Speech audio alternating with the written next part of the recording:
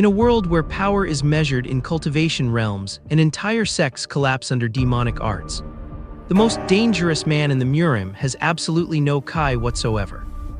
Dong Bongsu was not a cultivator, he was not a hero. He was a hunter of predators who died wishing for a world full of beasts and got exactly what he asked for. Now reborn in the weakest body in murim, a beaten stable boy with no kai, no allies, no cultivation, watch him treat 5,000 years of martial tradition like a speed run that started from absolute zero. The Danri clan thought they took in an orphan. They took in a hunter whose body count was already climbing before he learned his first technique. This is murim Psychopath. Lightning doesn't ask permission before it strikes, and neither does this opening sequence. Some poor soul's face is doing the full I did not sign underpowered for this shift grimace, and honestly, valid. The mob charging behind him has no hours department energy written all over it. Our mystery swordsman grips his blade like he's about to file a very aggressive complaint with the management. The panel says okay, which is the most understated war cry in Manhwa history. Then the entire battlefield becomes a tax write-off. The cloaked figure lunges through what I can only describe as aggressive milliseconds paint energy, and suddenly we're face to face with someone whose expression says this is my first days, and I already want to speak to the Reaper's manager. Blood splashes like the artist discovered the spray tool. 1 versus many is a classic ratio, but 1 versus the entire population of a small village armed with sharp objects is just spiteful. The cloaked figure stands there like he's calculating whether this counts as overtime. Spoiler. The red energy explosion suggests he's not getting paid enough for this. Someone screaming so hard their face is redefining the polygon budget. Then a metallic figure descends from above like the worst kind of Uber Eats delivery, and our cloaked protagonist gets bathed in blue light that definitely reads you are not the main character of this encounter. The energy explosion looks like someone fed a supernova into a Vitamix. There's a creature having the worst acupuncture session imaginable, and then a severed hand reaching for a sword in the rain. This is what we in the industry call emotional damage with production value. The lone figure surveys his work like a gardener who just finished pruning with a flamethrower. He sits among the ruins, snake emblem on his back practically glowing with I have lore and I'm not afraid to use it. An elder kneels nearby, serene as a meditation app, which in this context is deeply unsettling. The cloaked swordsman approaches someone who's clearly having the worst days of their reincarnation. Yellow eyes glint with what I can only describe as customer service final boss energy. The nameless hero, the text asks, and our guy hits back with not a hero, like he's disputing a Yelp review. Final round, and the swordsman commits to the bit with a lunge that says I have no insurance and no fear. Kang Hee reveals the snake tattoo, finally, a distinguishing cue that earns his name, and then the water explodes like someone dropped a tactical nuke in the community pool. One glowing red eye later, and we're left wondering if this is a power underpowered or just rage-induced contact lens malfunction. The battlefield's still warm when our guy surveys the carnage like he's checking inventory after a Black Friday sale. That blood-splattered robe with the red flower emblem, that's not a fashion choice, that's a brand. The Plum Blossom Swordmaster tag is about to become the most feared username in this server. The surviving elders are doing that thing where they shout block him like it's a raid mechanic they haven't practiced. Buddy, if you need a call-out for one person, your party's already wiped. The red energy blast that follows isn't even his ultimate ability, it's just his Tuesday. The reinforcements charge in like they didn't just watch their entire front line get deleted. Our guy's just standing there with that you've summoned the wrong one energy. When he asks who the hell are you, it's not a threat, it's genuine curiosity about what level of delusion we're working with today. He holds underpowered a severed head like it's a participation trophy and says rumors can't be trusted. The understatement of the millennium. This man just soloed what the murim considered an unkillable coalition, and he's got the wide-eyed stare of someone who forgot to turn off his oven at home. The demonic transformation hits different when it's framed as a loading screen glitch. Glowing white eyes, gaping maw, the whole final boss aesthetic package, and then he gets swarmed by 12 different sects at once. Even the tutorial boss gets a cutscene before the gang underpowered. Respect the mechanics, people. The grin that follows isn't madness, it's recognition. He's been grinding this build for who knows how long, and finally, someone brought enough bodies to make it interesting. The facepull reveal with the glowing red eyes is giving major thanks for the free experience points energy. Hard cut to some guy on a couch playing a handheld console, and the tonal whiplash is intentional. No game quite like this, he says, while the TV behind him blares breaking news about a missing CEO. The manware is doing that thing where it whispers this is connected and then vanishes into the fog. The contemplation of assassination as a side quest really sets the tone for our protagonist's dating profile. Likes long walks, handheld gaming making people disappear. The guy he's stalking already bruised, already crying, already knows the ending. The hunter doesn't even need to sprint, his prey does the emotional damage to himself. The screaming, the photographs on the wall, the whole serial killer trophy room aesthetic, our guy doesn't flinch. He processes this like he's reading a restaurant menu. 6 women, the victim gasps, and the hunter's response is basically, yeah, I'm aware, I read the patch notes. The emotional detachment is the entire character. The hammer comes down and suddenly we're in horror movie territory. The grin that follows isn't on the attacker's face, it's on our guy's. He's enjoying this. The red eyes, the lunging shadow, the I'll kill you that gets cut off mid-swing because the hunter became the hunted so fast the panel can't keep underpowered. The "you're dead" meat line lands with the confidence of someone who hasn't checked the enemy's level. Our protagonist's response is a fist to the throat at approximately the speed of your funeral. The combat choreography here is doing that thing where every strike feels like a patch note. Bug fix. Attacker no longer has functioning lungs. The screaming agony panel is almost overdone, but then you remember this man killed 6 women. The empathy budget is empty. The dark energy engulfing him isn't even our guy's technique.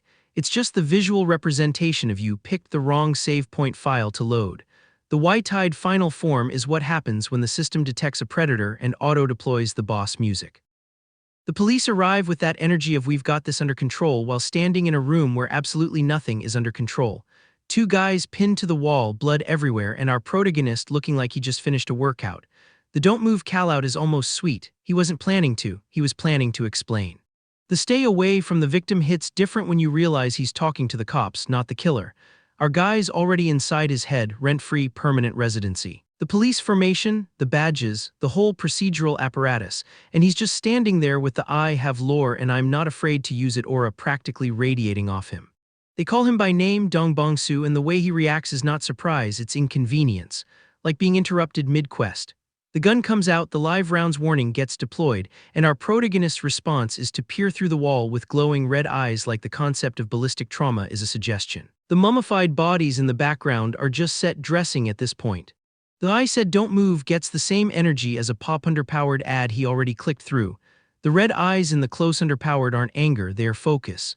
Pure, unfiltered, I am calculating 17 ways to make you regret this focus. The sunset silhouette with the situation text is doing so much heavy lifting, it needs workers' comp. The parallel structure is screaming at us. Battlefield then, police standoff now, and there's quite similar lands like a genre thesis statement. The wide grin isn't madness breaking through, it's the mask slipping to reveal there was never anything underneath. Just the hunter, just the code, just the next target on the list. The glowing red eye close underpowered is giving main character privileges revoked to everyone else. I'm just the hunter who catches those beasts. The self-identification is so clean, so clinical, you could perform surgery with it. The victim's terror isn't at death, it's at understanding. At finally seeing the mirror he was always standing in front of.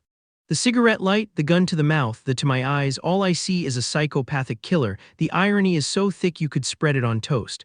The cop thinks he's the moral authority here. Our guy thinks the cop is a side quest with delusions of main story relevance. The forced kneeling, the sword preparation, this is all just animation frames before the cutscene skip. The explosion of blue energy and blood is the transition we deserved. The grimace of pain isn't his, it's the world's reacting to his exit. And then, yeah. A place like the murim.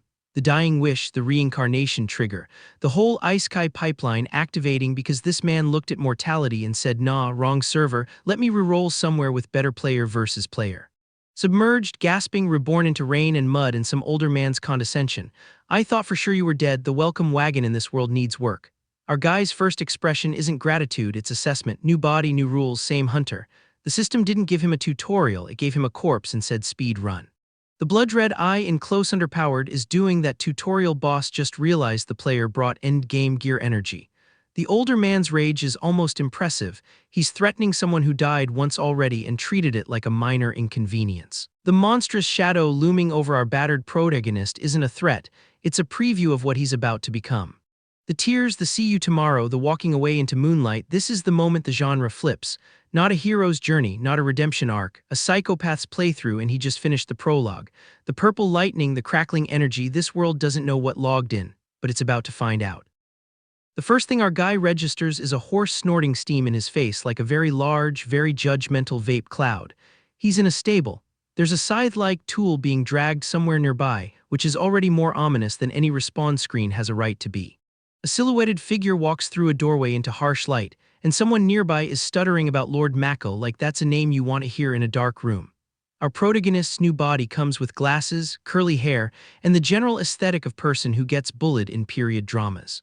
An older man covers his mouth in disgust, offers a job that absolutely does not sound optional, and complains about the smell of horse manure. The stuttering response suggests our guy's predecessor was not exactly commanding respect. Someone's about to learn that the new tenant has different negotiation tactics. The Danry clan, it turns out, lets orphans eat and sleep here, which apparently grants unlimited throat-grabbing privileges to middle management.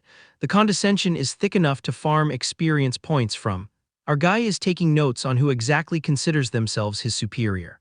Memory fragments bleed through, a masked figure with glowing white eyes, someone hunched in shadow, a swordsman behind a counter who asks like that's a complete thought. Someone named Dongo gets questioned about Mackle's whereabouts. The previous owner's life was basically a subscription to other people's problems, auto-renewing daily. Dongo, it seems, was supposed to help carry weapons, but decided having a drink was the better career move. An elderly man stares with weary eyes at walls of mounted blades, probably calculating how many more orphans he'll outlast. The whole operation screams clan that peaked 3 generations ago and is now running on spite. Then it hits the energy blast, the Korean character Koya, Inu's screaming across the panel like the system itself is having a stroke. Someone on the ground asks what Brother So-Sam is doing, which is funny because Brother So-Sam is currently being replaced by a psychopath from another dimension. A menacing figure with glowing red eyes shouts about moving weapons, and our guy's internal response is probably add to queue, kill this person later. The flashback continues. Someone remembers an appointment at the Bingyang Inn, which is code for I'm abandoning you to extra labor, good luck. The sardonic delivery, the defeated figure on the ground, the elderly man's fierce sweat as he realizes what's happening. This was Sasam's life, exploited, abandoned, and finally worked to death while everyone else made better plans. And then the death, a heavily burdened figure impaled by swords stumbles against red. The onomatopoeia kopu, inus and kopu, inus puncture the silence like the weapons themselves. A samurai surrounded by flying steel unleashes crimson aura. The fallen warrior writes Kochusung Enus in blood on the background, which is either a name or the world's most metal final tweet. Another figure attacks the already dead body, because this world believes in overkill as a core mechanic. The sky burns red above traditional rooftops. An elderly man offers rest to someone who clearly needs it, but the shadowy figure with wild hair turns away, surrounded by ominous aura and pink smoke. I'm fine, the lie that killed him. He stands with his back to the village. 2 figures looming in darkness beside him, and one single pink eye staring from the black like a warning label that nobody read. Then the transfer. A gaunt man with hollow eyes stares into despair and something explodes in red and white energy. A martial artist in black kicks an opponent in red, sending them flying. Another shadow with glowing red eyes lunges with a punch while a figure braces for impact. The violence is not new to our protagonist, it's the language he speaks fluently. He's just been dropped into a server where everyone else is still learning the controls. The new face, glowing red eyes, cuts and bruises, the cosmetic damage of a body that was already broken. He kneels toward a horse, sees monstrous reflections in water, reaches out with dirt-stained fingers. A young man looks underpowered with fearful eyes from behind bars, and our guy recognizes the expression because he's seen it on Prey before. He's just never been the one wearing it. The bandaged figure stares with one determined eye, and our protagonist catalogs his assets: malnourished, abused, 0 cultivation, maximum disadvantage. The average Isekai protagonist gets a cheat skill and a harem prospect. Our guy gets a corpse with good hearing and the emotional range of a spreadsheet. He's not complaining. A spreadsheet doesn't hesitate. A man with a top knot walks down stone steps past a pagoda, and our guy's first conscious observation is about labor conditions. Am I the only one in this massive Danry clan who can clean underpowered horse manure? The middle-aged man with the goatee glares with the specific anger of someone whose authority comes from having nowhere else to be. The distorted scream of I should just hangs in the air, interrupted by a shadow with intense narrowed eyes. Our protagonist has already filed this encounter under future problem, current observation. Someone leaps into frame, a bowl flies, a man falls backward with the cotet inus of impact. Our guy's face shows injury and exhaustion, but he's crouching, staring blankly at food, chest exposed and grim. He observes soldiers advancing with drawn swords from behind a doorway, and the calculation is instant. Threat assessment, escape vectors, who dies first if this goes loud. He's running survival algorithms on hardware that can barely stand. Then the revelation hits like a title track drop. Techniques that only existed in movies and novels, people flying through misty mountains, a masked swordsman moving faster than eye tracking can follow. The Ha of triumph, the lone warrior before a phalanx, the close underpowered of wild hair and glowing red eyes streaked with blood. This is the murim, this is what he wished for. The psychopath who hunted predators in parking garages and basement freezers has been delivered to a world where the predators wear their monstrosity openly, where the violence is not hidden behind respectability but celebrated as craft. The system announces itself, second, this status window and system, to be precise, and the blue screen glows with question marks where stats should be. Our guy stares at strength, health, attack, and the absurdity almost registers as humor. He's been given the interface of a game he never agreed to play, running on a body that fails minimum specifications. The tutorial, as always, is missing. A stern face looks down with determination, then a monstrous grin with sharp teeth lunges against red sky and birds. Warriors clash swords under blue, and a bandaged man stares at his digital reflection. Masked figures around a table, one going "Oh-ho tilde," another peeking slyly around a doorframe. The world is layered, the martial arts fantasy, the system overlay, the hidden observers, the predators watching predators. Our protagonist understands this architecture because he built his life on similar foundations, the surface of normalcy, the machinery of violence beneath. And here he comes, Makal the overseer, the man who made Sasam's existence measurable in bruises. Kept you waiting, didn't I, you little wretch? The smug wrinkles, the cruel grin, the bowl of food and rocks being held underpowered as if it's generosity. The older man's grimace at sunset, the kotup inus of impact, the look at this guy energy radiating from every panel. Our protagonist looks at this man and sees not a threat but a schedule, item 1 on today's hunting list. I'm really gonna kill, Makal starts, and two figures with glowing red eyes loom over something dark. The hand grips broken wood, red energy erupts, and then green light blasts from our guy's palm. The extreme close underpowered of glowing red eyes and grimace of rage, the gurgle of blood from a neck, the second gurgle, the scream of agony with blood across teeth. This is not self-defense. This is not justice. This is a predator recognizing another predator and deciding with clinical precision that the food chain has been updated. The gurgling continues because our protagonist believes in thoroughness. The blood-splattered face, the wide, terrified eyes, the sweat dripping down a brow that knows exactly what fear is because it used to cause it. Makal is learning in his final moments what Sasam felt, the absolute certainty that the person standing over you has no category for mercy. The system doesn't pop underpowered with an achievement for this. It doesn't need to. The experience points is in the doing. The aftermath is not quiet. The kopa-enus of reaction, the scream of rage and pain, the red sound effects dominating panels like the Korean edition hired a noise metal band for scoring. The monstrous figure with glowing red eyes lunges through blood splatters, the stylized symbols in kopusu, enus and kopuk-puk enus and kohememe enus filling white space with violence made audible. Our protagonist is not breathing hard, he is not shaking. He is cataloging body position, blood spatter pattern, time until discovery, next target. The Psychopath's murim playthrough has officially begun, and the tutorial boss didn't even drop loot worth mentioning. And then the declaration, blood-splattered and intense. This place is, without a doubt, reality. Silhouetted warriors clash in inferno, bodies pile on bloody battlefield, a single eye shows swirling red pupil against cracked sclere. A wolf snarls with orange eyes, a colossal blue spirit beast roars, and a wolf howls at a spectral dragon above ancient courtyard.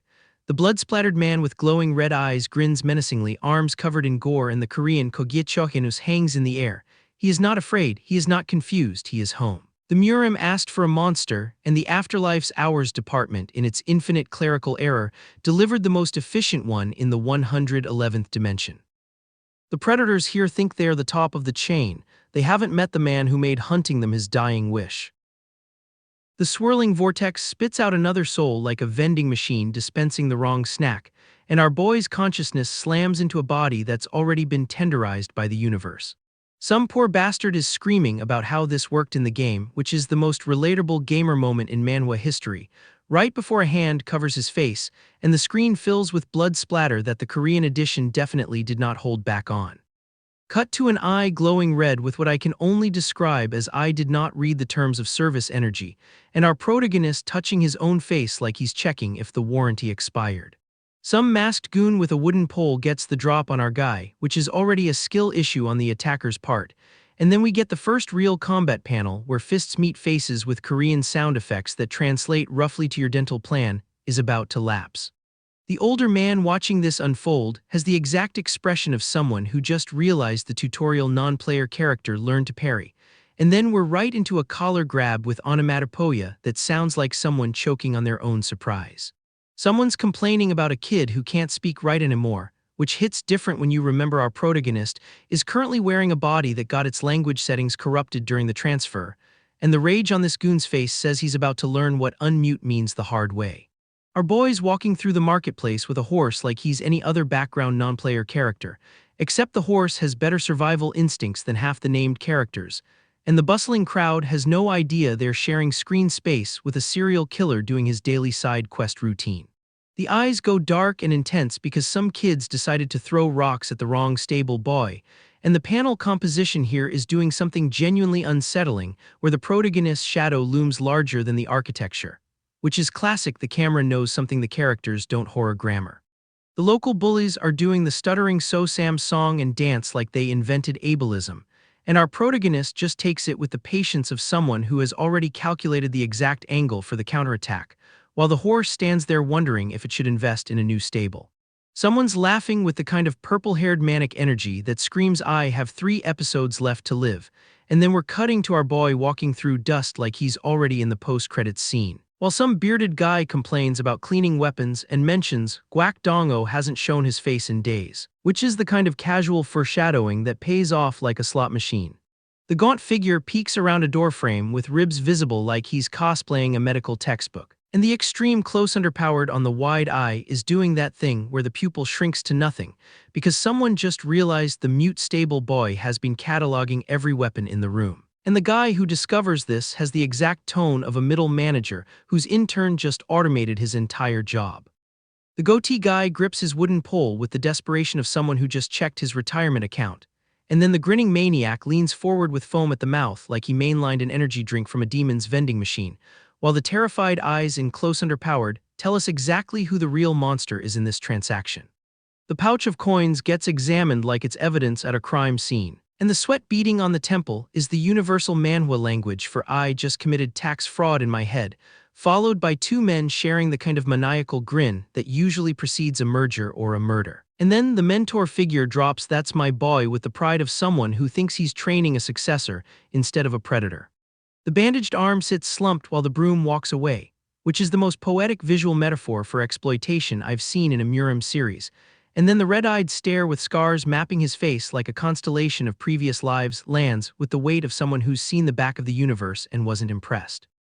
The monstrous maw opens with rows of teeth that would make a shark file for disability benefits, and then we cut to the establishing shot of the building against a sunset that looks like someone set the sky on fire for dramatic effect, which is the kind of tonal whiplash that tells us the peaceful intermission is officially over.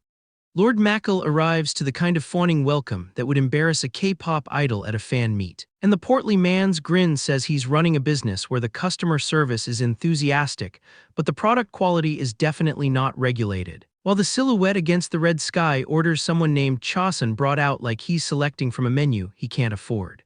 The old man bows in despair because he knows exactly what kind of transaction is happening here. And the foam-mouthed, grinning man confirms it with cash in hand, and the confidence of someone who thinks his wallet makes him the main character, while the masked figure in shadow watches with hollow eyes that have already seen this scene play out 100 times in worse lighting.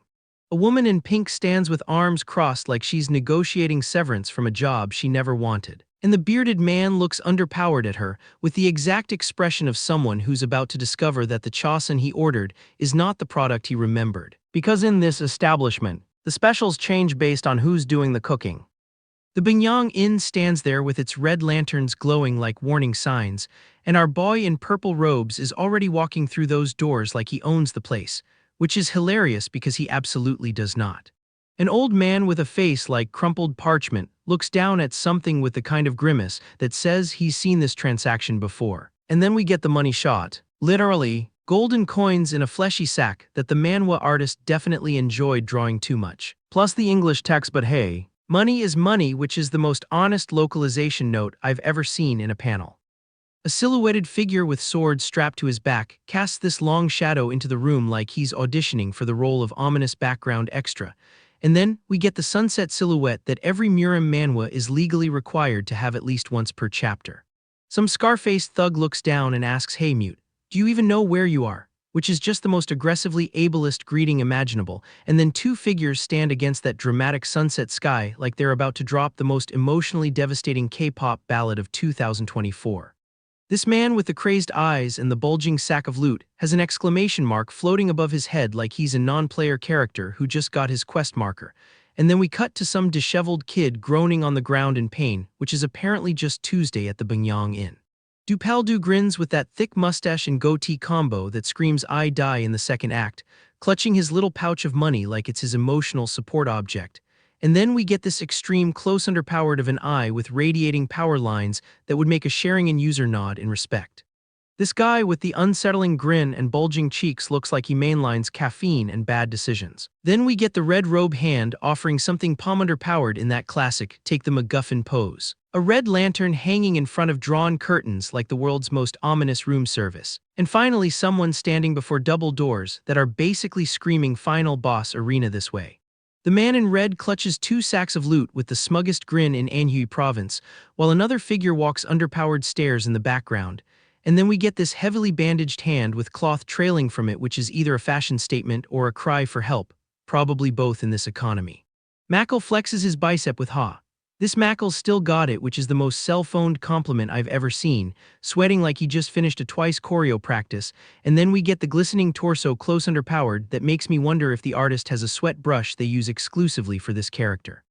This sweaty middle-aged man leans back with his eyes closed in weary satisfaction like he just finished a very specific type of workout, torso bound in rough cloth with sweat dripping down. And then we get stylized sound effects on black that translate to something terrible is about to happen, but we're being artistic about it. A man with wide panicked eyes gets caught in this whirlwind of dark energy, and then we get the extreme close underpowered of the grotesque elderly man with bloodshot eyes and contorted face screaming in terror, which is just the most normal reaction to realizing you're in a manhwa with Psychopath in the title.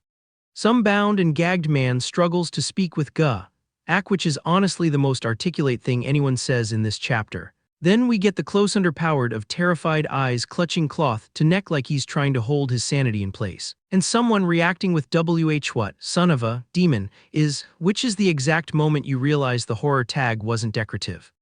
A man with wide terrified eyes gets choked by another man whose face is pure shadow, because apparently unreliable narrator now applies to lighting too. Then someone gets thrown backward with blood splattering in that signature manhwa way where the fluid dynamics are more dramatic than realistic. And finally, we get the contorted enraged face screaming with teeth bared like he's trying to bite the concept of mortality itself. Weapons swing blur in dim light. Then those impact sound effects with silhouettes against bright radiating background that every action manhwa uses as visual shorthand for someone just got deleted, followed by a figure thrown through the air with motion blur against dark red. And the extreme close underpowered of the glowing red eye that says we are not in tutorial mode anymore. We are in permanent death mode. A man lies on the floor clutching his throat with that kohwe, Inu's sound effect that I will not attempt to pronounce because the TTS would commit crimes. Then the extreme close underpowered of the eye with red and black hues dominating like someone turned the saturation slider to trauma. And finally, the bound man screaming as another fist drives into his face with the kind of kinetic energy that makes you flinch through the screen. That dark textured background fading from deep red to white with just a hint of clothing at the top, which is the manhwa equivalent of a scene transition that says we're not showing you what happened next because even we have standards. And then we get the crazed man with red eyes grinning maniacally while holding another man by the throat, who is also screaming in terror, in what I can only describe as a very one-sided couple's pose. Bloodshot bulging eye in extreme close underpowered that would make an ophthalmologist weep. Then glowing red eyes from pure shadow, which is just cheating at atmosphere. A fist slamming into surface with radiating impact lines. And finally, the silhouette of spiky hair against wooden wall that says someone's about to have a very bad hair days and also die. The gaunt, wild-eyed man grins maniacally holding the head of a pale, lifeless man, which is one way to confirm your kill, I suppose. Then someone lies on wooden floor with arm outstretched in that classic I am definitely not getting underpowered for the sequel pose. And finally Mackle with bloodied face and glowing red eyes staring upward in terror, which is the exact expression you make when you realize the stable boy you bullet has been taking notes. Rippling muscles in soft lighting that the artist definitely studied for. Then a man in dark robes kneeling over another prone man with hand reaching out in what could be mercy or could be checking for a wallet. And finally, the dark-haired man with face obscured by shadow and messy hair sitting, hunched over looking downward with the kind of pensive expression that says, I am contemplating the nature of existence, and also whether I left the stove on.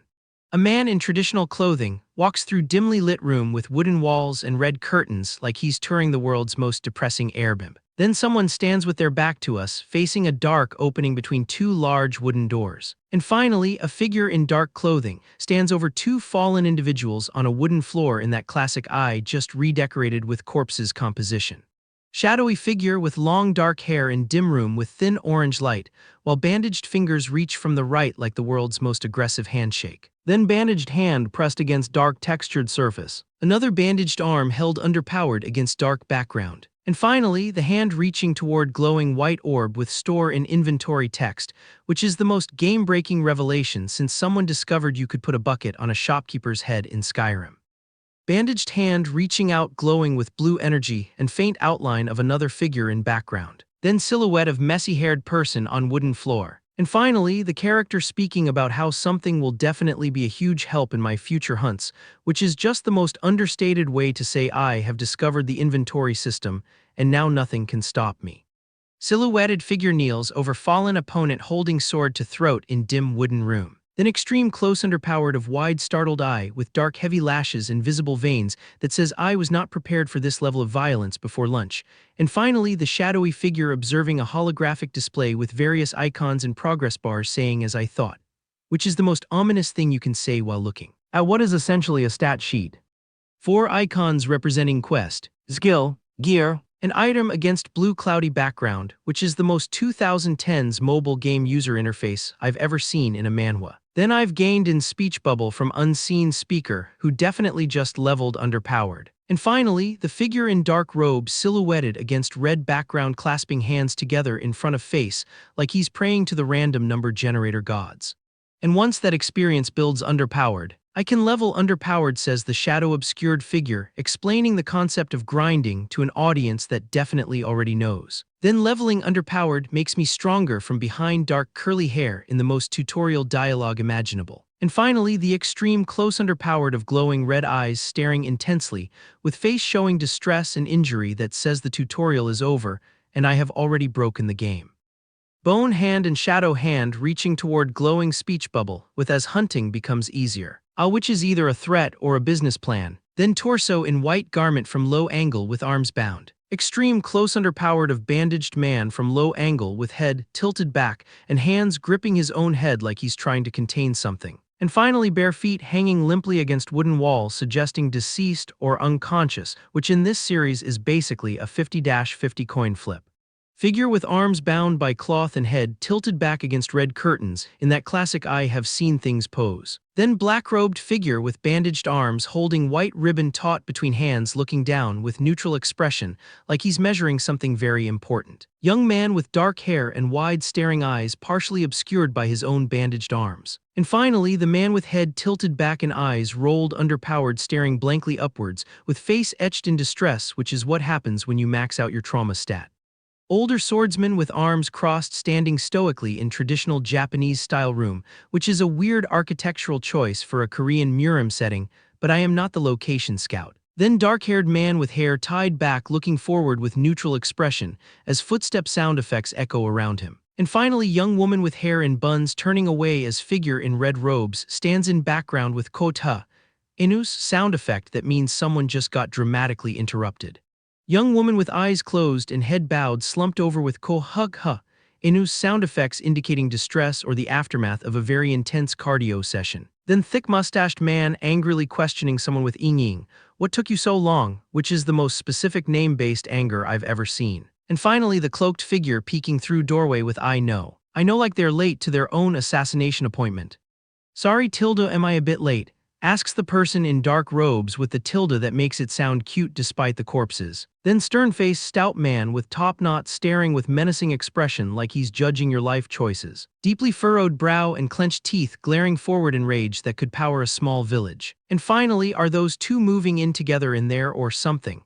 which is just the most domestic concern imaginable in a room that definitely has bodies in it. Close underpowered of older man's face with fist clenched near chin and kokum enus, grumbling sound. Then the character calling out Brother Mackle. It's been a while tilde Chasen. You come out now too with that casual tone people use when they definitely know something terrible has happened. Followed by man in red robe turning his back with someone else is wait no. You should probably get some rest, which is the fastest self-correction from murder threat to polite concern I've ever witnessed. And finally, ko choyong enus on wooden door meaning quiet or silence, which is just the most ironic text placement possible given what we've just seen. The title card hits, Anhui. Dramatic frame, decorative border like we're about to watch a prestige drama about regional governance. Then two figures stand on water while smoke billows behind them, which is either profound martial arts mysticism or someone forgot to render the boat. Five robed figures pose on a rock like they're about to drop the darkest K-pop concept of the year, and then we get masked figures with glowing eyes advancing through the dark. The Danri clans having a rough fiscal quarter is what I'm gathering. Black Crow Hall under blue skies, deceptively peaceful. Then this intense-eyed man with a top knot stares forward like he's calculating exactly how many people he'll need to fire today. The mustached man beside him looks like he already knows he's on the list. Gidihayo, hall leader of the Black Crow Hall, gets his formal introduction in a decorative frame. Then immediately a monstrous shadow figure with a gaping maw looms forward because this series cannot let anyone have a nice moment. The eye close underpowered after that says someone's about to make a very bad decision. The elder with the goatee examines a scroll at his desk, very administrative. Then someone asks if they mean the Danri clan and the response is a flat yes sir. The energy in this room is quarterly earnings are down and someone's getting demoted to corpse.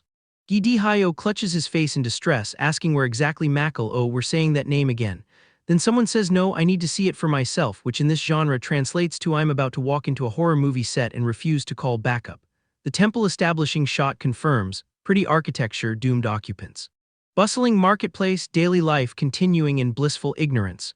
Three figures ask if it's this room, and the older man's somber expression says it is absolutely this room and he wishes it weren't. The mustache is not helping his optimism levels. Someone hunched over in black, then a claw-like hand reaching from darkness. A bearded man looks surprised, and then we get the intense shadowed eye with determination. The sequence reads, something terrible happened here and the person who did it is still very much in the building. Silhouetted figure with weapon raised against wooden planks and red curtains, very stage play, very threatening.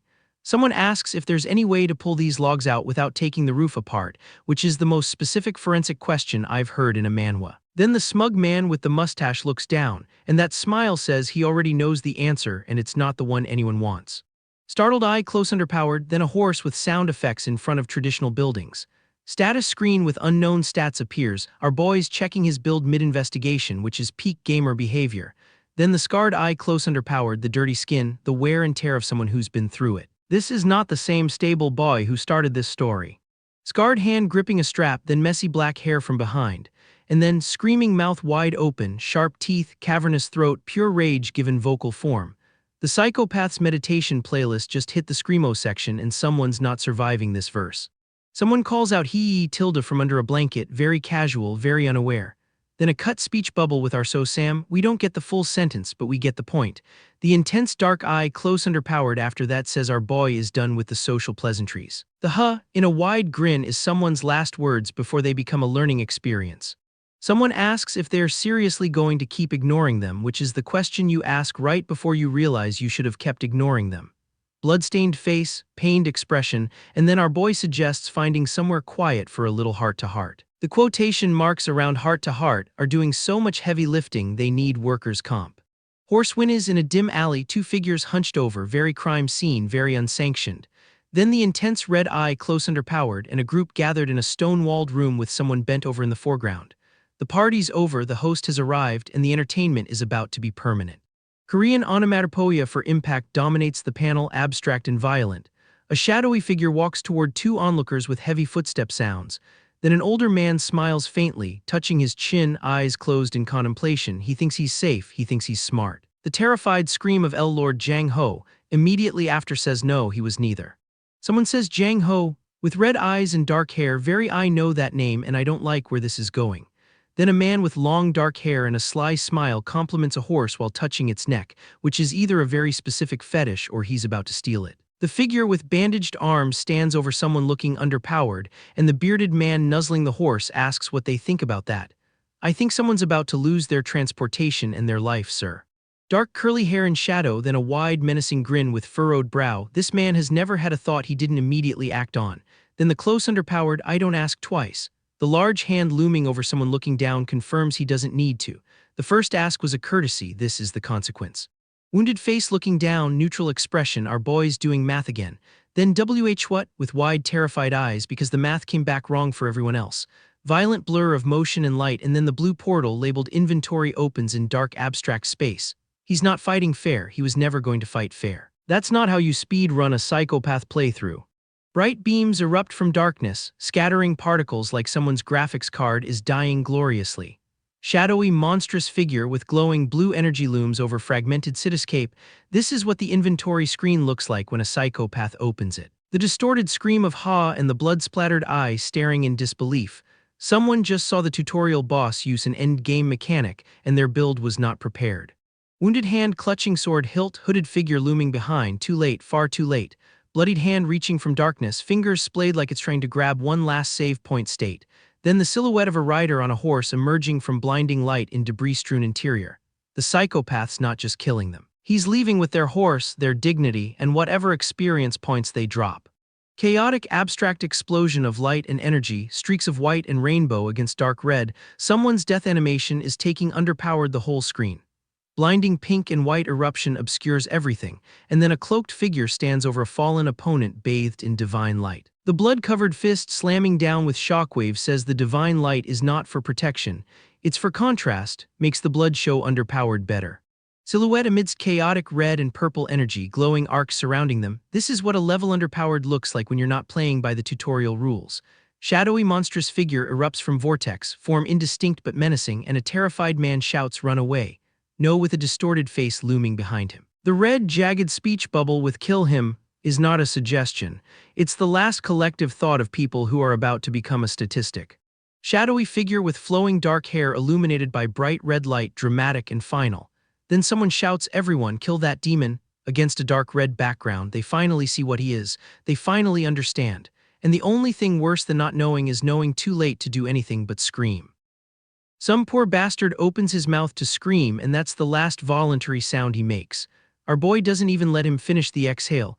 The alleyway becomes a tutorial on why you don't make eye contact with things that have no fear response.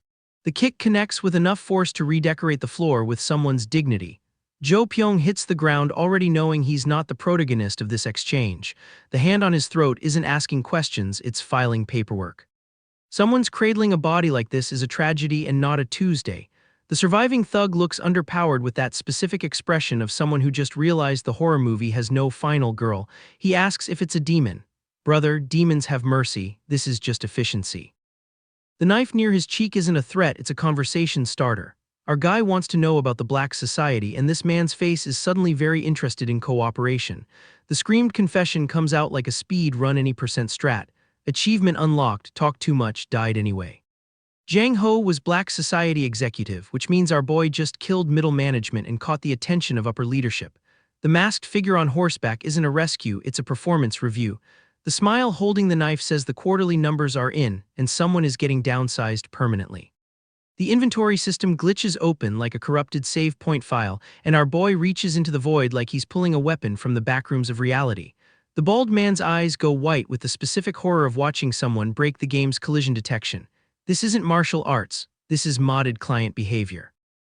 The sigh that follows isn't regret, it's the sound of someone checking off a grocery list. Horse grazing in background, completely unbothered because even livestock in this series have better survival instincts than the named characters. Our boy stands in the cave entrance contemplating his next level underpowered like he's deciding on a skill tree respec. He learned some pretty important facts today, delivered with the enthusiasm of someone reading patch notes for game he's already broken. The hand reaching toward the starry void isn't dramatic, it's transactional. If he's close to a level underpowered, the risk-reward math suddenly favors aggression. The Psychopath spreadsheet has spoken. The red eye in close underpowered isn't a power underpowered, it's a warning label. He knows the downside to leveling underpowered. The glow gives his position away like a mobile game player with a legendary skin. But the thing about being a psychopath in a world full of predators is that stealth was never the primary strategy. Visibility is just another form of bait. The plaza fills with onlookers who don't know their background NPCs in someone else's speedrun. Our boy and his horse stand under the full moon like the cover of an album that's about to drop and delete several people's save point files. The marketplace bustles with targets who haven't been flagged yet. The Psychopath's playthrough continues, and the server hasn't found a patch. The system is still having a complete meltdown, flashing critical error like it's trying to win a cybersecurity bingo card. Our boy stands in the marketplace looking like he just respawned with no tutorial and even less patience. He's already calculating which NPCs are worth the experience points. The error message keeps screaming about security breaches while his stat screen shows more question marks than a conspiracy theory board. Proceeding may be difficult. Brother, proceeding is the only option. That red eye flickers open like a loading screen from hell. He's wondering if the critical error broke his head's underpowered display or if this is just Tuesday in Murim Online now. He mashes the skill button because that's what gamers do when nothing makes sense. The interface responds with a big fat 0% bonus, which is honestly the most honest feedback he's gotten all days. Then his eye goes full Sapphire Rave mode. Spirit Eye activating automatically because the system finally found something worth panicking about. Our boy's face says he's not ready for whatever proximity alert just triggered. The system drops the most understated horror notification imaginable. Enemy at least 10 levels higher, 19 meters and closing. This is not a difficulty spike. This is a difficulty cliff with no guardrails. The cloaked figure peers through scarred fingers like he's reading a menu at a restaurant where everything is poisoned. Those traditional rooftops in the background look peaceful, which means they are absolutely not. Footsteps in the dark, someone's hunting. Our protagonist closes his eyes like he's accepting a terms of service agreement he definitely didn't read. The older man with the bun looks worried, which in this economy means everyone should be worried. That terrified eye in close underpowered, that's the face of someone who just realized the tutorial boss was a lie. The elder's sweating bullets while the cloaked figure looms like a tax audit given human form. That massive hand reaching down asks the worst possible question. Are you so Sam?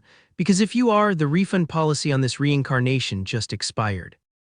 The elder's eyes go wide like he just saw his own browser history projected in public. That extreme close underpowered of pure terror, that's every manhwa reader when the hidden boss reveals himself before chapter 10. The scream that follows is not a battle cry. It's a cancellation notice on his life insurance. Blue energy erupts from that fist like someone overclocked a graphics card in a sealed room. The lightning isn't decorative, it's diagnostic. Our boy's spirit eye is running a threat assessment in real time, and the results are not flattering for anyone in the blast radius. The colossal shadow figure attacks downward like a server dropping on launch days. Our cloaked figure erupts with blue lightning from his chest, yes, from his chest, which is either a secret technique or the most aggressive heartburn in martial arts history. That malevolent gaze in extreme close underpowered says the difficulty settings just got permanently deleted. A masked figure arrives with the energy of someone who definitely did not RSVP to this apocalypse. The cloaked figure's hand still glows with residual blue like he forgot to turn off his Bluetooth. That confused eye in close underpowered, that's the system trying to process what just happened to its carefully planned encounter. The elder sighs like a man who's just been told his retirement fund is invested in demon stocks. The group huddles to leave, which in Manhwa language means they are about to walk into something worse. That intense stare from the bearded man says he's already calculating who to sacrifice for speed run efficiency. The stern-faced man gets called hall leader and responds with the enthusiasm of someone accepting a group project leadership role. The gaunt figure in the wooden room looks down with the vacant expression of a non-player character who knows his dialogue tree is about to end. Everyone's acting normal, which is how you know the Psychopath's playthrough just entered its second act. Silhouette against starry sky, dramatic spotlight, the whole visual package. The bandaged figure with red eyes looks like he mainlines energy drinks and vengeance. Then the elder starts asking why they left without proper interrogation, which is adorable because proper interrogation requires surviving the first encounter.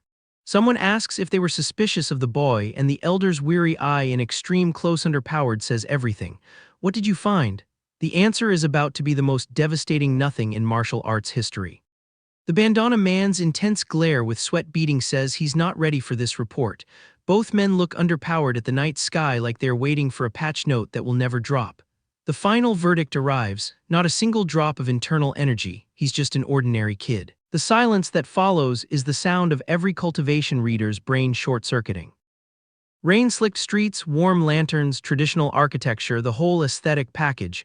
It's beautiful, it's peaceful, it's absolutely going to be a crime scene in about 3 panels. Inside the tavern, men gather around tables with the nervous energy of people discussing a boss they haven't unlocked yet. That close underpowered of a hand gripping something dark while tears stream down, that's not fear, that's fandom. Someone asks if they've heard the news, and the answer is always yes, because in a world without social media, gossip travels at the speed of trauma. The distressed man clutching his arm looks like he just got his main account banned. Of course, they've heard about the nameless hero. That's the only topic with worse security than this tavern's door. Everyone's talking about him, which in murim terms means the bounty board is about to get very interesting. Someone shushes them with the panic of a stand protecting their ultimate bias. Call him Lord Nameless Hero, you casual. The scream with broken pottery says the fandom has reached religious levels. That rage-filled declaration about slaughtering wicked sects, that's not a report, that's a sermon, and the congregation is armed. The wide shot of men at tables with one walking through center says the rumor mill is now a stampede. Then the smug laughter arrives, declaring half those high and mighty wicked sects already wiped out. The nameless hero isn't just farming experience points anymore. He's speedrunning the whole server leaderboard, and the other players are just now reading the patch notes. The stern warning about the Black Society lands like a moderator message in a toxic chat. The elder signals for silence with the urgency of someone who knows the ban hammer is already swinging. One sect remains, and our great nameless hero is going to. The man in brown robes lunges forward shouting in Korean, because even the subtitles know this moment deserves native audio. The tavern argument erupts with the sound effects of 2 men who have very different opinions about the nameless hero's kill-death ratio. Then the cloaked figure appears in the doorway, rain falling behind, and the entire room's threat assessment updates simultaneously. The hood adjustment reveals bandaged hands and dark hair, someone who's been collecting scars like achievement badges. 2 figures stand in pouring rain with tattered cloaks billowing, and the weather isn't dramatic. It's just matching their energy. The Psychopath's playthrough has arrived at the tavern, and the side quest is about to become the main event. The tavern argument ends the only way it could, with a sword through someone's face and their head decorating the wall like performance art. Our guy walks out into the rain, leaving a severed head behind him, and the shadows come alive with glowing eyes because apparently the tutorial zone is over. He stands before the Black Society's gate like he's reading a restaurant menu, not a death warrant. Bodies already litter the ground. He brought the appetizer. Arrows blot out the sky. An army waits inside. The gate opens and they charge, screaming for his blood. 30 men minimum, all armed, all terrified of one guy in a cheap cloak. Lightning splits the sky and someone screams to kill him. Kill that bastard, like repetition makes it more likely. It does not. The nameless hero is already inside their formation. He fights like the concept of fear was patched out of his build. Swordsmen surround him and he answers with a technique called sweeping 1,000 armies, which is less a name and more a weather forecast. The scythe comes out. Red energy arcs across the battlefield like someone's graphics card is melting. Men scream, blood fountains, and our guy lunges through it all without breaking stride. He swings that scythe in an arc that rewrites the local population statistics. A demonic figure with glowing red eyes emerges from the carnage, and the soldiers realize they brought spears to a boss fight. One fool tries a spear from above. Our guy catches him midair, impales him on a glowing blade, and keeps moving. The body hasn't finished falling before he's already choosing the next target. 2 men scream with blood on their faces, realizing too late that the nameless hero doesn't negotiate. He kneels over a dying man, pulls his blade free, and the corpse hits the mud with a sound the Korean edition gave 2 syllables. Someone calls him a cowardly prick from behind, which is bold considering the body count. Our guy doesn't even turn around. He just extends a glowing blue blade and lets the lightning do the talking. A man screams with everything his lungs have left. Our guy opens his inventory, yes, the menu, and descends from above in a blinding blue light like a patch note from God. The explosion erases what was left of their morale. A disembodied head with glowing blue eyes explodes surrounded by blood and debris. That's not a metaphor, that's Tuesday. Someone gets struck by red energy and our guy's fist connects with the kind of impact that makes sound designers earn their paycheck. He watches another figure thrown to the ground, rain washing the blood away almost as fast as it spills. An older man grins through the downpour holding a bloody dagger, thinking he finally got a piece of the nameless hero. More figures with glowing white eyes emerge from the darkness, but they're not the threat, they are the audience. Our guy stands over a fallen creature and three elders ask why he's laughing. He doesn't answer, he doesn't need to. Close underpowered, wild black hair, glowing red eyes, blood splattered like abstract art, and a grin that says the psychopath is enjoying this more than he should. Someone mutters they have to kill him right here. Good luck with that. An older swordsman watches from a ruined building as our guy stands silhouetted in a pagoda archway. Then someone screams fire and arrows rain down, knives follow, and a figure falls through the hail of projectiles toward the temple below. A man clings to rock face while masked archers aim from above. Another recoils as black figures and blood erupt around him. The older swordsman turns his back, sword at hip, walking away from a scene he already knows the ending to. A survivor asks if he's the nameless hero, like the name matters when you're already dead. An older man wonders what they even did that was so wrong.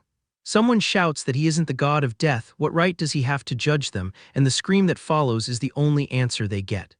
He stands over two fallen bodies in the pouring rain, spear in hand, while survivors kneel before the gate in despair. The battlefield is littered with corpses and someone in the distance is still calling out, still not understanding that the patch notes dropped hours ago and they didn't read them. The demonic figure with glowing eyes surveys his burning kingdom, while some poor conical hat swordsman gets used as a title card delivery system, and honestly both of them look like they read the same how to be ominous Pinterest board.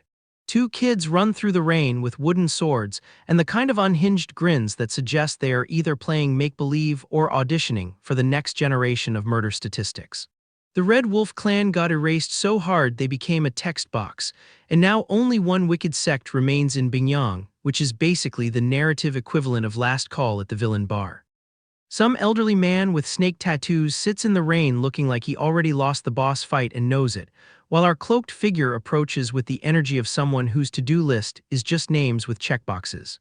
A monstrous scarred eye with a glowing yellow iris stares out like it's seen things no ophthalmologist could fix, and then the title card drops, because a hero, which is doing so much heavy lifting I think it qualifies for workers' comp.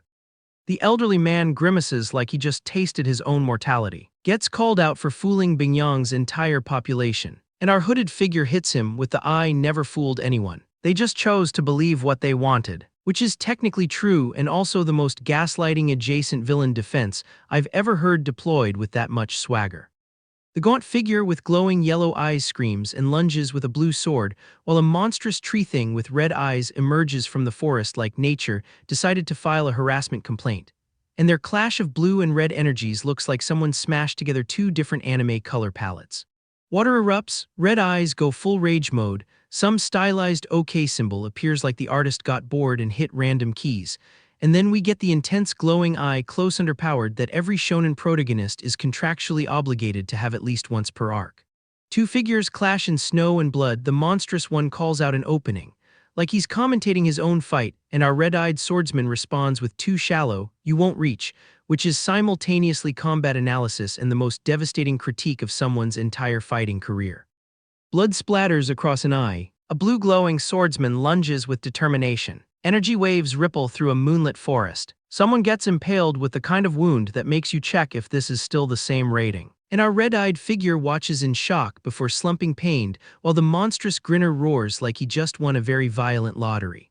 The blue blade strikes again. The monstrous figure lunges through a starry void like he brought his own background artist. Shadowy forms attack and get blasted by energy that shatters the environment. And at this point the animation budget is either crying or filing for overtime. Our wounded fighter admits he'll definitely lose at this rate, decides to sacrifice some flesh anyway because apparently that's on the menu, gets called out by the monstrous figure with "what are you thinking?" which is rich coming from someone who looks like that, and then unleashes the Three Powers sword dance with the kind of technique name that requires mandatory shouting. Icy energy torrents down, the red-eyed figure stares at a wound and gasps a soft sword. With the kind of betrayal usually reserved for finding out your favorite restaurant changed suppliers, blood sprays through a purple void, and someone collapses into metallic debris like a failed mecha pilot. Blue energy blasts shatter the starry void, water and ice swirl in a vortex that someone's definitely going to slip on later. An explosion engulfs our wild-haired figure, and he stands injured in the mist looking like he just read his own patch notes and didn't like the balance changes. A massive serpent rises from blue light like someone summoned the wrong kind of plumbing. Our terrified character sweats bullets as red text screams across the panel. And our cloaked figure draws his sword against a glowing blue dragon with the calm energy of someone who's already checked the wiki for this boss's weakness. The serpent declares that's not the way of a warrior, and our spectral figure hits back with it's the way of an assassin, or a hunter, which is technically a job reclassification mid-fight. And then the monstrous figure laughs with the kind of manic glee that suggests he's been waiting all season to deliver his "I had plenty while you had none" line. Our bandaged warrior grips his sword in the rain with the determination of someone who hasn't read the spoiler thread. The dragon coils around to announce it looks like you're completely out of moves, like it's doing play-by-play commentary on its own victory. And then the warrior leaps anyway, because out of moves is just a suggestion when you have protagonist privileges. The golden symbol explodes outward like a system notification from hell, and some blue-scaled nightmare lunges through the wreckage with teeth that could file a tax return as predatory equipment. Our boys already moved on to the next target because that's what hunters do, they don't admire their work. The creature's still monologuing about finally getting him when the real attack comes from somewhere else entirely. Classic decoy strats, the kind of move that separates assassins from warriors who read the manual. Someone's falling with a spear in their chest wondering if assassins are responsible, and buddy, the invoice is in the mail. The realization hits like a patch note you didn't read, a decoy, so where's the real one? The answer's already lunging at you with a chain whip in the rain, glowing eyes and all. Somewhere in the shadows, a sword slides free with the kind of sound that makes wills get updated. That single yellow eye stares out with the confidence of a final boss who hasn't checked the forums. The shadow figure lunges through blood and abstract geometry, and somewhere a creature with glowing red eyes roars loud enough to skip the dialogue entirely. Our cloaked problem child answers with his own lunge, because in this economy you don't get to monologue twice. A bloody hand grips the knife and drives it home into scaled hide, no flourish, no technique name, just efficient damage per second. The young man beneath the cloak glares with red eyes and facial wounds that suggest this isn't his first unplanned difficulty spike. The creature screams in agony and reaches for a customer service line that definitely doesn't exist in this timeline. The cloaked swordsman pierces the monstrous thing clean through, and the panel assigns a Korean sound effect that together mean your build is invalid. He impales another figure with the same energy a gamer uses to skip cutscenes, zero hesitation, full commitment. His eyes glow with determination at the fallen, while the terrified monstrosity surrounded by spectral faces realizes too late that it's not the protagonist of this encounter. Blue energy detonates upward, and the serpentine body engulfs everything in a vortex of poor life choices, smaller figures caught in the blast radius of someone else's boss fight. The wounded man coughs blood onto his hand with the rhythm of a Dark Souls death animation, clutching his chest like he's trying to hold in his remaining health points. The monstrous figure screams into the rain about this bastard and where he went, which is technically a self-report. If you're asking where the hunter went, you're already in the trap. Then the glowing blade answers from inside its chest because our boy doesn't do callbacks, he does critical hits. Someone's still talking about cheap tricks as they kick underpowered dust, not realizing the cheap trick is the one that already worked. The gaunt screaming face with yellow eyes contorts in the downpour, and the shadowy figure with claws lunges from darkness that seems almost personally offended. Then the metallic object finds its neck, and the screaming upgrades from performance to genuine. The whip strike lands with a guttural cry in Korean sound design that translates roughly to uninstall. The blood-splattered figure on the ground contemplates whether this situation is even possible, which is adorable. He still thinks reality has a fairness setting. The creature's final roar is just agony with better audio mixing. The single red eye stares from darkness with the intensity of a loading screen that knows your save point file is corrupted. The figure in red robes holding a spiked chain asks if they're the one being hunted, which is the kind of self-awareness that arrives approximately one revelation too late. The grotesque screaming face with bloodshot eyes looks upward like it's checking the patch notes for a nerf that isn't coming. The white-haired warrior leaps with sword in hand against stormy architecture, and the monstrous shadow screams rage into the void. A cloaked figure lunges with motion-blurred arm, then the scarred face looks upward with terrified eyes exclaiming that no, that can't also be. The full sentence dies in the throat where better writers would put a comma. Something's rising from the blood-red abyss, and it's not the difficulty curve, it's the difficulty cliff. The impalement is violent enough to make the blood splatter in abstract expressionist patterns. The sword through the chest explodes gore with the enthusiasm of a system announcement for legendary drops. Then the elderly man with glowing red eyes screams terror as shadowy figures reach from smoke. He's seeing the full enemy composition now, and the raid leader did not prepare for this mechanic. In the pouring rain, the cloaked figure impales another victim with the casual efficiency of someone who's stopped counting achievements.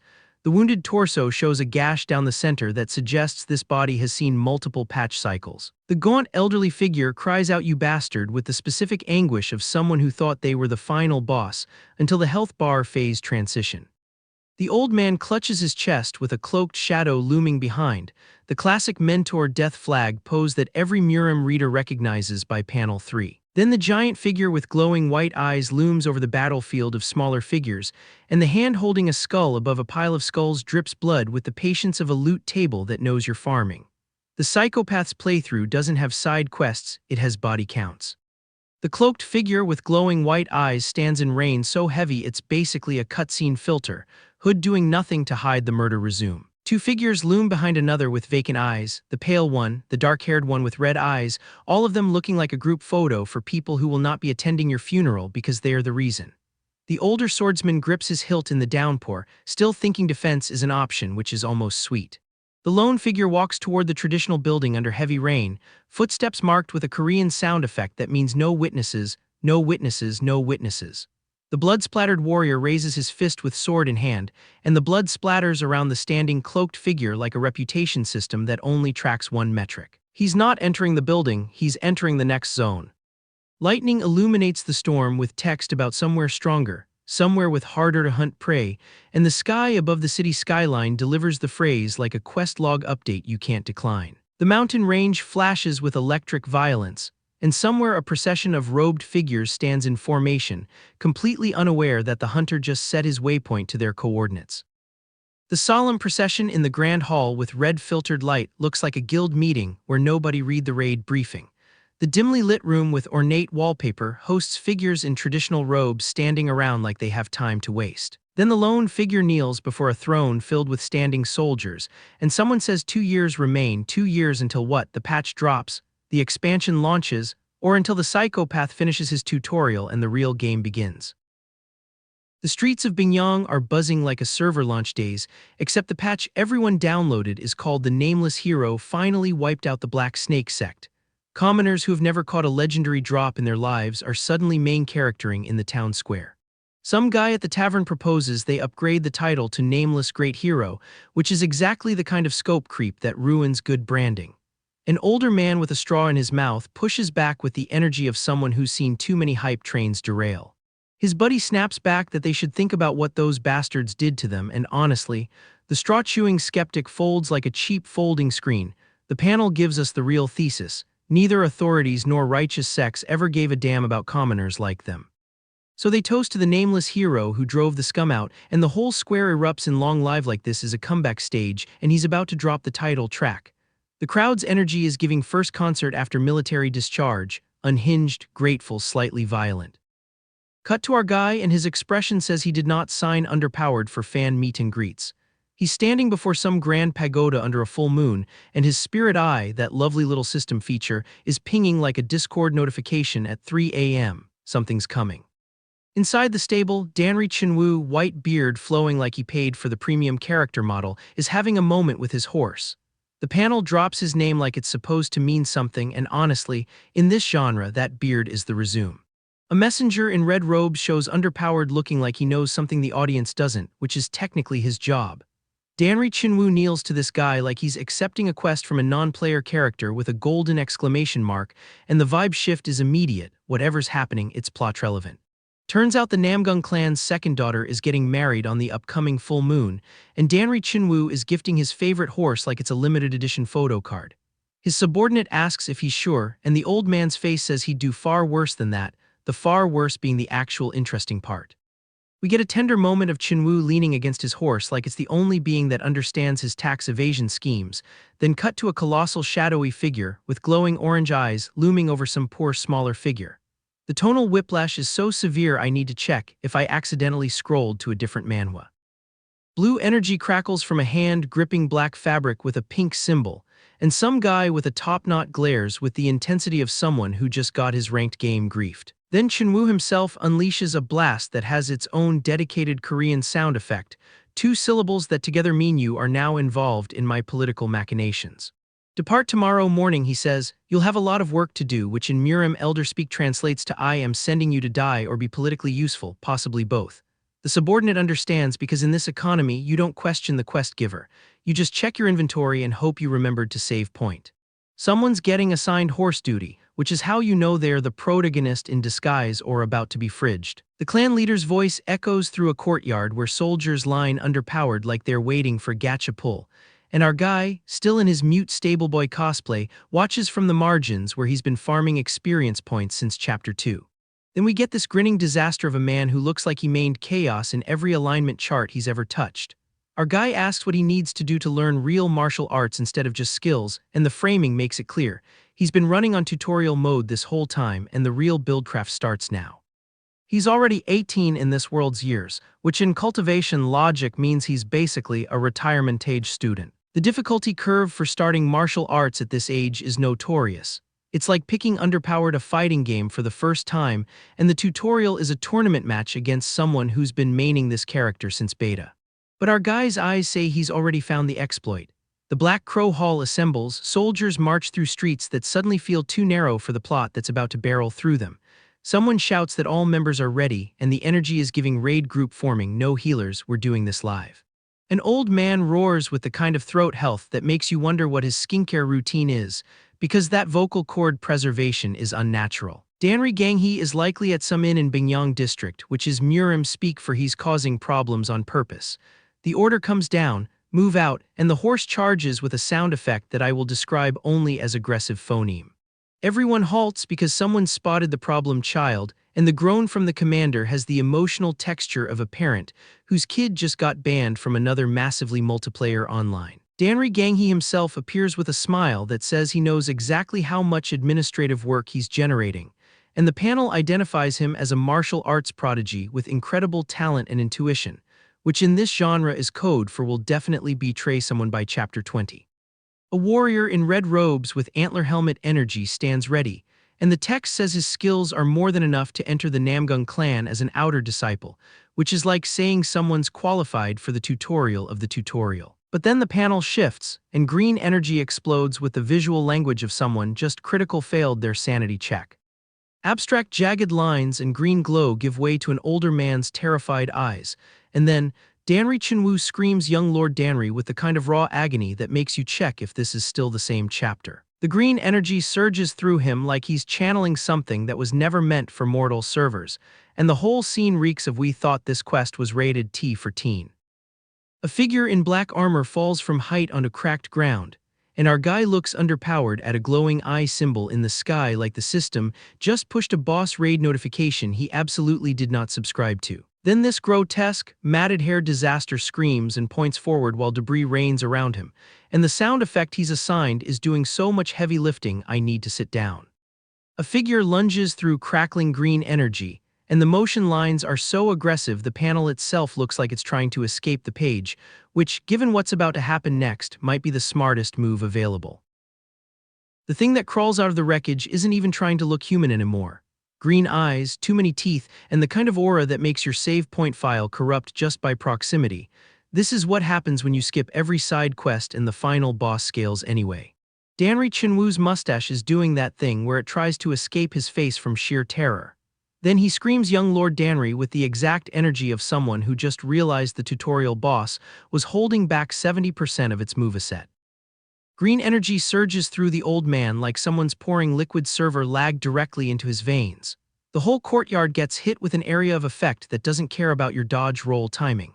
Danri Chunwoo's eyes glow like he just got administrator privileges and immediately banned everyone. The cloaked figure lunges with a grin that says I read the manga and you didn't.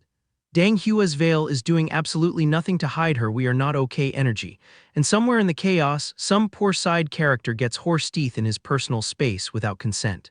Close underpowered on the green eye. Extreme close underpowered on the green eye. The artist is absolutely not letting us forget that this thing runs on pure unfiltered malice and probably cryptocurrency. The pupil swirls like a loading screen that never finishes. Our guy looks underpowered, like he's calculating the exact frame data of his own death. The elder's eyes have gone full void no jutsu. Then the monster speaks, and its voice has that reverb effect you only get from recording in a bathroom made of human bones. I asked you what your name was. Buddy, this is not how you network at martial arts conferences. The mustache man screams. The red-eyed grin appears in the crowd like someone activated a cheat code. There's a blood-red iris with a shadow silhouette inside, which is either foreshadowing or the artist's browser history. And Danri Chinwoo's hair goes full Super Saiyan, except the Kai is the color of every toxic Discord moderator combined. The monster looms over traditional architecture like it read the zoning laws and decided to violate all of them. It asks, "Who are you?" which is honestly the most relatable question in this entire series because nobody's identity has stayed stable for more than 3 chapters. Then green energy blasts across the courtyard like someone spilled their Mountain Dew on the server rack. Gidihayo finally introduces himself like this is a LinkedIn connection request and not an active skill war crime. Leader of the Danri clan's Black Crow unit. Sir, your unit is currently being used as a mop for green energy.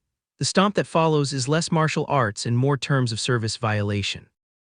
Red eyes go wide with its impossible, which is the official catchphrase of everyone who just met our protagonist. The green eye swirls like a loading icon for your inevitable demise. Then a beast with yellow eyes and actual fangs appears, and I'm starting to think this clan's feng shui consultant needs to be fired into the sun. Danri Chinwoo, still glowing with enough green energy to power a small country, asks the Danri clan, "What the hell is that?" while grabbing someone by the collar. Then he wonders if it's something you eat. The collective "how dare you insult the Danri clan" from the peanut gallery is almost sweet. Almost. They still think this is a negotiation and not a server wipe. The green eye returns for its contractual close underpowered. The elder lunges with teeth that weren't in his character model 5 minutes ago. Some swordsman yells and holds his sword aloft like that helps against what is essentially a walking patch note. A robed figure holds a staff against a charging army, and the composition screams, "This is my last stand before the cutscene kills me." The battlefield gets Korean text overlay like someone activated subtitles for the apocalypse. A hand throws underpowered the rock-on gesture in front of marching soldiers, which is either morale boosting or the most metal surrender signal I've ever seen. Then a fist erupts with green energy and the shockwave says your block button is decorative.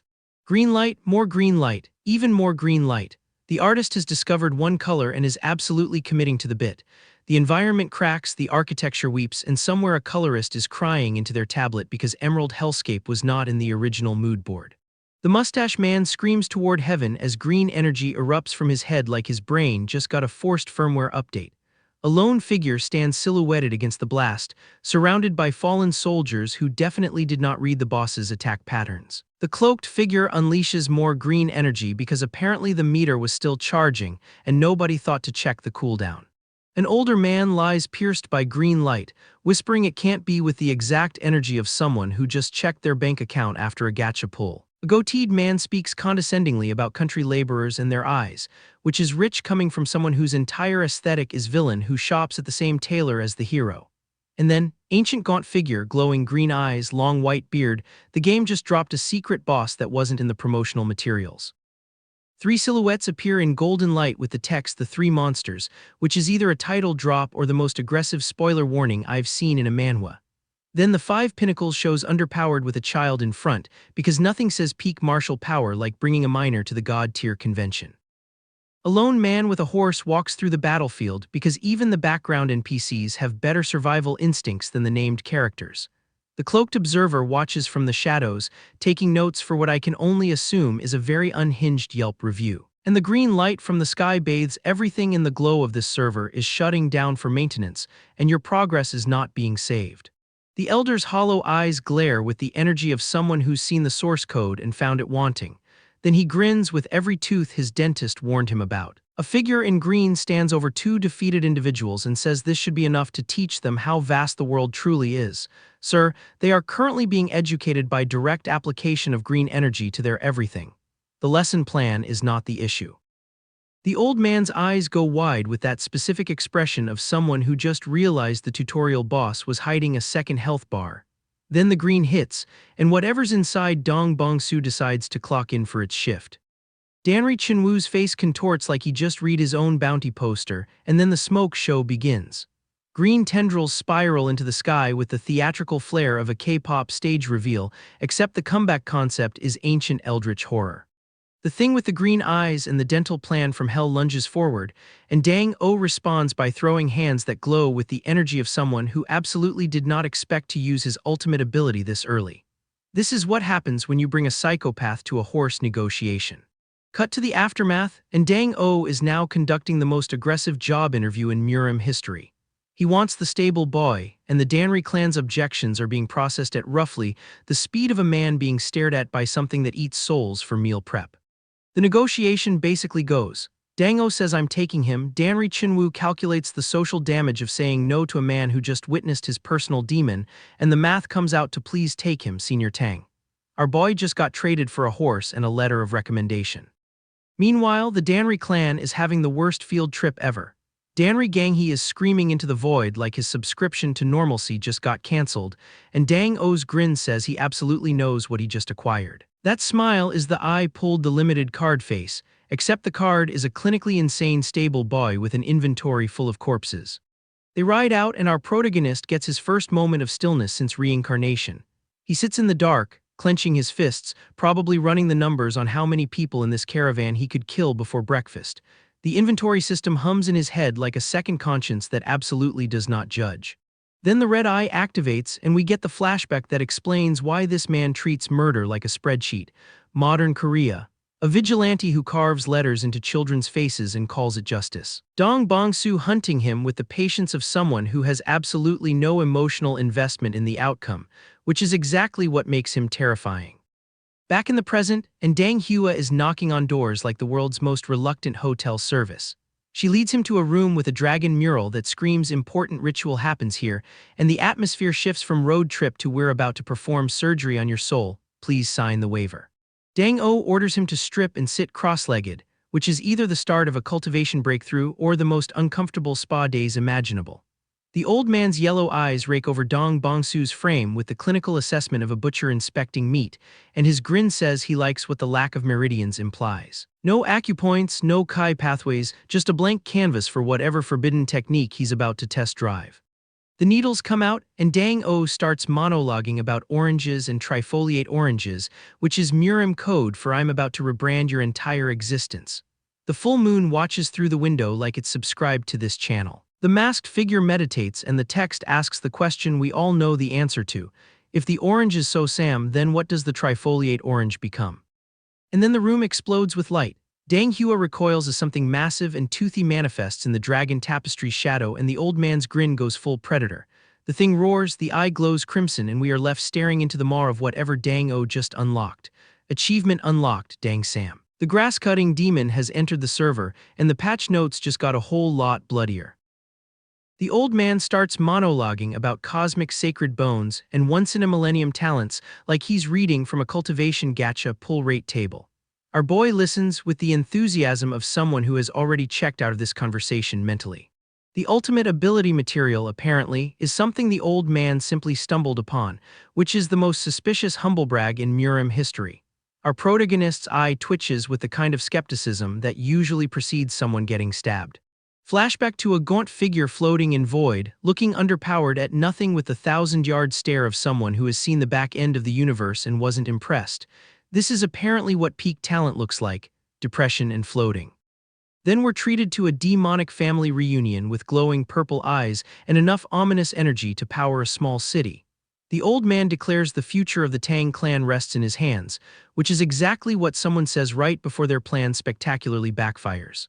Golden needles sparking against chest, sinister grin. The whole package screams medical malpractice with intent. Dang-O asks if our boy intends to accept the Tang family surname, and the way he phrases it makes it sound less like an offer and more like a threat with paperwork. The old man clarifies that our boy isn't a full clan member yet, which is the murim equivalent of you're in the friend zone but make it hereditary. He might die during the process. The panel asks if he still wishes to proceed, and our protagonist's red eyes say what his mouth doesn't. That smile is doing heavy lifting in the unsettling department. Dang-O announces he'll perform the Great Reformation ritual, which sounds like a software update that bricks your system. Dang Hua gets ordered to stand guard, looking like she'd rather be literally anywhere else. The ritual space looks like someone turned an acupuncture clinic into a horror movie set. Green energy tendrils everywhere, spectral weapons floating like bad interior design choices. Dang-o crackles with power and announces he shall begin, which is never something you want to hear from a man holding that many needles. Golden object descends toward our boy's head, and he looks underpowered with the pure terror of someone who just realized this isn't a job interview. Needles pierce his back in patterns that would make an acupuncture textbook weep. The system window flickers in his vision like a glitching head's underpowered display during a boss cutscene. Danri Chinwoo sweats bullets watching this, which is your first sign that maybe this procedure isn't FDA approved. Dang-o clutches his own forehead in distress like he's getting secondhand pain through Wi-Fi. Lightning crackles around the needle bed because apparently regular electricity wasn't dramatic enough. Then the centipedes arrive, because of course they do. Nothing says ancient medical ritual like a swarm of poisonous insects and one giant glowing nightmare worm. Dang-o holds one on a stick like he's presenting the world's worst appetizer. The panel helpfully notes this is a lethal poison developed from the Tang clan's fourth secret art, in case you thought it was just a regular centipede. The centipede goes into our boy's ear. I repeat, into the ear. This is body horror with a medical license. Dang-o threatens to tear him to pieces so no one else can, which is the most aggressive patient confidentiality statement I've ever heard. The ritual completes, and the shadow figure declares it done with the satisfaction of someone who just finished assembling IKEA furniture with extra screws left over. Our boy is no longer the cripple from the Danri clan. He's Tang Sam now, which sounds like a discount brand but apparently means to cut down demons like mowing grass. Dang-o grins with manic intensity, clearly pleased with his new science project. The name gets stamped on our protagonist like a warranty he never asked for. Our boy screams. Dang-hua stands with arms crossed, unimpressed, like she's seen this exact employee onboarding before.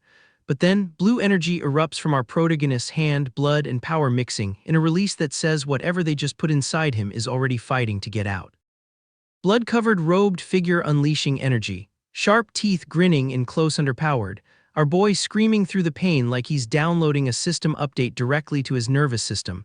The patch notes just dropped and they are not optional. The violence arrives without warning, a wet crunch of impact, blood painting the walls like someone got overzealous with interior decorating. A cloaked figure lunges through the carnage while a white-haired man reaches out, already too late to stop what's coming. A masked assailant with a blade steps into the gore, surprised by the scene, while the survivor demands answers with the desperate energy of someone who just watched their life expectancy drop to zero. A cloaked figure with glowing eyes watches from the shadows like a spectator who paid for premium seats. The swordsman in black unleashes a shadowy attack that fills the chamber with darkness, and suddenly we're not in a martial arts story anymore, we're in a horror game with the brightness settings broken. A blonde figure conjures pink energy around their hand like they're charging a very aggressive skincare routine, then draws steel with the casual menace of someone who does this before breakfast. The fight erupts proper, purple blade against shadow form, energy clashing like two rival DJs drop the bass at the same time. A monstrous figure with glowing white eyes and spiky hair glares through the pink haze, looking less like a person and more like a final boss that skipped the second phase entirely. Someone's surprised face gets illuminated by the glow, and that someone is definitely rethinking their career choices. The white-haired man grins maliciously, holding his glowing pink sword like it's a trophy he won for being the worst person in the room. Then the shadow figure speaks, and I quote the spirit of the line, not the exact wording that would get this video demonetized, essentially calling him weak in terms that would make a gaming lobby blush. The swordsman in purple responds with another burst of pink energy, because apparently we're doing a color-coded damage type system now. The shadowy figure swings that purple blade in a wide arc, cutting through the air with enough force to make physics file a complaint. A warrior in black leaps through the grand hall surrounded by swirling energy, because why walk when you can dramatically launch yourself at problems? Then the scene shifts wider. A lone figure leaps through a vortex of pink energy above ruined city streets, and the shadow figure unleashes a purple blast that illuminates the devastation like the world's worst fireworks show. The shadowy figure with glowing white eyes lunges forward, blade swirling with dark light, while someone looks on in disbelief. The kind of surprise that says I did not prepare for this difficulty spike. A massive purple energy blast erupts with sharp angular streaks. And at this point the background artist is just drawing abstract destruction and hoping nobody notices. The shadow figure erupts in dark energy and purple light, lunging with the kind of power that makes you check if your screen's brightness is broken. A monstrous figure unleashes a glowing attack that would need its own content warning, while a small dark figure with spiky hair fights amidst black tendrils in a grand building. The architecture budget clearly went to ornate rather than structurally sound during demonic combat. The blonde man in purple looks shocked and disgusted, which is fair because his outfit is now definitely ruined. An older man with a beard sits stoically and speaks of Mad Cloud like it's a reunion he didn't RSVP for. An elderly man with graying beard looks upward with pained exhaustion, the face of someone who's seen this episode before and knows the season finale doesn't get happier. Then a terrifyingly grinning figure with long graying hair lunges forward, face contorted in madness, while a pale-haired man on a throne speaks with sardonic familiarity about Mad Cloud still being the same. The tone shift from cosmic horror to awkward family reunion is giving me emotional whiplash. The pale-haired man grins menacingly, eyes narrowed in shadow, looking like he practiced this expression in a mirror until the mirror filed a complaint. An older man delivers orders to Ashen Shadow with the gravity of someone announcing a catering delivery, while a shadowy figure with glowing purple eyes and a sinister grin stares directly at us, breaking the fourth wall with the confidence of a K-pop idol during a fan call. Someone asks about the flickering shadow, which sounds less like a military operation and more like a lighting equipment malfunction. A blond man stands with arms crossed in a grand hall and names the target, the Namgung clan, delivered with the casualness of someone ordering takeout. The pale-haired man on his throne reacts with surprise, a wedding, and the tonal dissonance between mass murder and matrimony is so sharp you could cut yourself on it. A close underpowered of piercing blue eye suggests someone is very focused on making this the worst wedding reception in martial arts history. Bloody fingertips tap a wooden surface with the patience of someone waiting for their coffee order, but what arrives is much worse than a latte. Dang-o, confirmed by the brown cloak and cold, piercing eyes, warns that the soul-hunting poisonous palm arrives in Anhui soon, and the grim man with blood-stained chest adds that their current forces won't be enough. The casual way they discuss being catastrophically outmatched suggests this is Tuesday for them. A muscular figure with crossed arms declares 5 shadows will be deployed, which sounds like a goth band announcing their tour dates. The blond man looks down questioning, seriously, and honestly same. A shadowy figure with glowing purple eyes reassures that this should be more than enough, which in fiction is the exact phrase that guarantees it will not be nearly enough. I've seen this trope enough times to know we're getting a "we underestimated them" scene in about 3 chapters. Orders delivered, a man reports to an elder on a throne while a dark figure faces away in the foreground. The composition screams someone's about to get betrayed, we just don't know which side yet.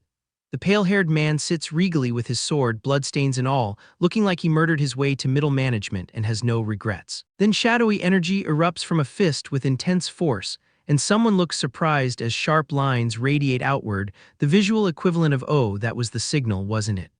A bloody, disheveled man sits slumped covering his eyes, the universal posture of someone who just read the group chat. Another figure points with blood-splattered robes and calls out jealous Tilda in the most passive, skill-aggressive assassination planning session I've ever witnessed. The gray-haired man stands with his back to us, speaking of the shifting shadow becoming a hero of the orthodox faction and snagging Anhui's top beauty as his bride, and then the old man screams in anguish, eyes wide and unfocused, because apparently the wedding announcement hit harder than the actual violence. Fingers snap with a small burst of energy, the universal sound of someone's getting fired, and by fired I mean executed. The gray-haired man gestures while ordering the room cleaned and the filth removed, which in this context definitely means bodies. Then the real kicker: kill every guard who was on duty today, because nothing says healthy workplace culture like mass termination with extreme prejudice. The pale-skinned man with blood-splattered purple robe stands looking down, neutral as a spreadsheet, while an older man bows in understanding. The hierarchy of violence here is so casual it's almost bureaucratic. A lone figure stands on a balcony overlooking a city illuminated by countless lanterns under a full moon. The kind of shot that makes you forget this is a murder conspiracy and not a tourism brochure. The grand multi-tiered pagoda glows against misty mountains, and I have to respect the aesthetic commitment to looking pretty while planning atrocities. If you're going to orchestrate a clan massacre, at least have the decency to do it with atmospheric lighting. Close underpowered of smug blue eyes looking down, the expression of someone who just checked their stocks and everything's green, except the green is other people's blood. A sinister wide smile with sharp teeth bared, and I need to know what dental plan covers that kind of maintenance. The camera pulls back to a sprawling village under full moon and starry sky, and the contrast between this peaceful image and what we know is coming feels like the narrative equivalent of a jump scare in slow motion. A vast army marches forward at dusk with banners flying, city visible in the distance. The kind of shot that makes you mutter, oh, they're not sending a scout team, They're sending everyone. An older man with white hair leads riders toward gathered soldiers under twilight sky, speaking with the resigned energy of someone who knows the overtime pay isn't worth this. An elderly man and young woman in a conical hat ride through camp at dusk, and the generational pairing suggests either mentorship or we're so desperate we're bringing interns to the war crime. Either way, the Namgung clan's wedding is about to have some very uninvited guests, and the RSVP is written in blade and shadow. The Namgung clan estate is throwing a wedding festival so lavish it could fund a small kingdom, complete with lion dancers and paper lanterns that float into the sky like the clan's budget just said we're not checking the receipts. Meanwhile, outside the gates, emaciated villagers are begging for rice with empty bowls, and the guards respond with the warmth of a customer service chatbot that just learned what no means. One guard gets so angry at the concept of charity that he starts swinging a pole around, and our boy watches from the crowd like he's updating his mental spreadsheet of people who need to experience consequences. The beggars get beaten down hard enough that someone shouts brother with the kind of desperation that usually precedes a revenge arc, but our protagonist is not here for the heroic rescue timing. Enter Do Hyo-ok, walking through this chaos with the serenity of a man who either planned the wedding or planned something much worse, and an elder rushes to explain that it's just some beggars gathering like that's a weather report. Do Hyo-ok smiles with the kind of perfect facial symmetry that screams I had work done in a dimension without ethics, then offers his hand to the desperate crowd like he's running for office in hell. He tells them there should be leftovers since the wedding's still days away, which is the most condescending form of generosity possible, and our boy watches this performance with the emotional investment of a man reviewing a restaurant he already knows is getting 1 star. Cut to the aftermath of some other violence, a lone warrior standing over fallen soldiers in front of an ornate gate, which in this series is basically the loading screen between social events. An elder starts recounting the legend of the Thunderblade Emperor with the enthusiasm of a fanboy at his first concert, getting so worked underpowered about ancient martial arts that he nearly punches the air.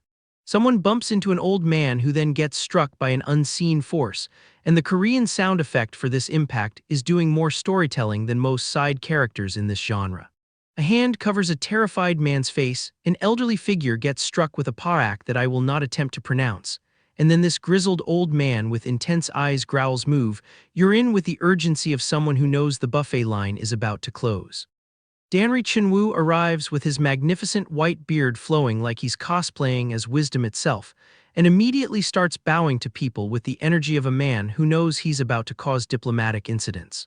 Then some old man with white hair and a goatee starts roaring with his mouth wide enough to see his dental work, and asks if he's come to a place where he doesn't belong, which is the most aggressive way to announce you're not on the guest list. A cloaked figure tries to calm down Senior Tang, and Do Hyo-ok steps in with his perfect symmetry face to introduce himself, which is like watching a Photoshop filter try to negotiate with a hurricane. Dang-o, because of course it's Dang-o, confronts the crowd demanding to know who made him come all this way, then delivers the coldest assessment possible. Excellent. But that's all, which is the martial arts equivalent of you tried. Do Hyo-ok looks surprised that his perfect face didn't earn a perfect review, and Dang-o says it would have been better if they'd met earlier, but seeing him today is a bit something he doesn't finish, which is somehow more devastating than any insult. Someone draws a sword, panic eyes appear in close underpowered, and our boy Dong Bong-soo is watching all of this with the dead-eyed neutrality of a man who's seen enough power plays to know this is barely the tutorial boss of political drama. A blue holographic display flickers before someone's face like the system is buffering, and our protagonist realizes this means he's looking at a high-level enemy, which for him is less run away and more update the threat assessment spreadsheet. A surprised ponytail guy looks back with sweat beading on his forehead, then 2 pairs of intense red eyes stare from darkness, and someone states that every human has some asymmetry, which is either profound philosophy or the most passive skill-aggressive way to call someone fake. Demonic red eyes stare from shadow, then we see swords embedded in a palace roof like someone decided architectural decoration should also function as a threat display, and the whole scene screams this clan has unresolved issues with interior design. The Grand Palace stairs lead underpowered to architecture, so imposing it probably has its own gravitational pull, with 3 swords standing upright in the foreground like the world's most aggressive welcome mat. An elder explains these are the swords of former leaders while a golden eye peers from white fur, and two men on the grand staircase have a conversation that starts with "Here a moment. I'll go inside," and forget which is the most relatable administrator error in martial arts history. Boots ascend stairs with sound effects doing the heavy lifting. A lone robed figure stands on the grand staircase with hands clasped like he's posing for an album cover, and the ornate interior reveals itself with the kind of detail that says we spent the budget here instead of on the beggars outside. Two figures face each other on a patterned carpet in a grand hall. Someone calls out "uncle" with surprise that suggests family reunions in this clan are usually more violent, and feet prepare to fight on that same rug which is about to need professional cleaning. Danri Chinwoo greets someone with "welcome, uncle. It's been quite a while," in the warm tones of a man who definitely remembers exactly what happened last time, while another elder grimaces that seeing a clan leader come running out like this is a sight he didn't need. A close underpowered of rough textured skin and coarse hair transitions to someone laughing "ha ha ha ha." You haven't changed a bit, with the kind of hearty amusement that in this genre always precedes either a hug or a hidden dagger. And then we get intense dark eyes from a blonde woman who is definitely taking mental notes. A woman watches two men arguing from behind like she's calculating the drama-to-entertainment ratio. Another woman with an elaborate floral hairpiece turns away with an awe of recognition. And then Dang Hua appears with her owl-like eyes and twin buns, smiling "it's been a while," HWA, like she's about to bias-wreck this entire wedding arc. Namgung Hai gets hit with the "you've become even more beautiful" compliment from Dang Hua, who is absolutely flirting in the most chaotic way possible. And then Tang HWA introduces herself with "should I call you brother-in-law," which is either polite or a threat, depending on how you read the tone. A blonde woman blushes with the kind of full-body embarrassment that suggests she's never been called brother-in-law before. Someone laughs "I like the sound of that" with the enthusiasm of a person who enjoys chaos. And another woman covers her face, muttering "my goodness. This girl," like she's watching a twice variety show go off script. Dang Hua clutches her forehead in distressed embarrassment while a golden eye with intricate patterns catches the light, and then she asks HWA, "Who is this person?" while looking at someone off-panel with the sudden realization that the wedding just got a +1 who might be carrying concealed weapons. A lone man stands silhouetted against a bright window like he's auditioning for mysterious figure who will definitely ruin this event. Two foreground figures watch him walk away with awe.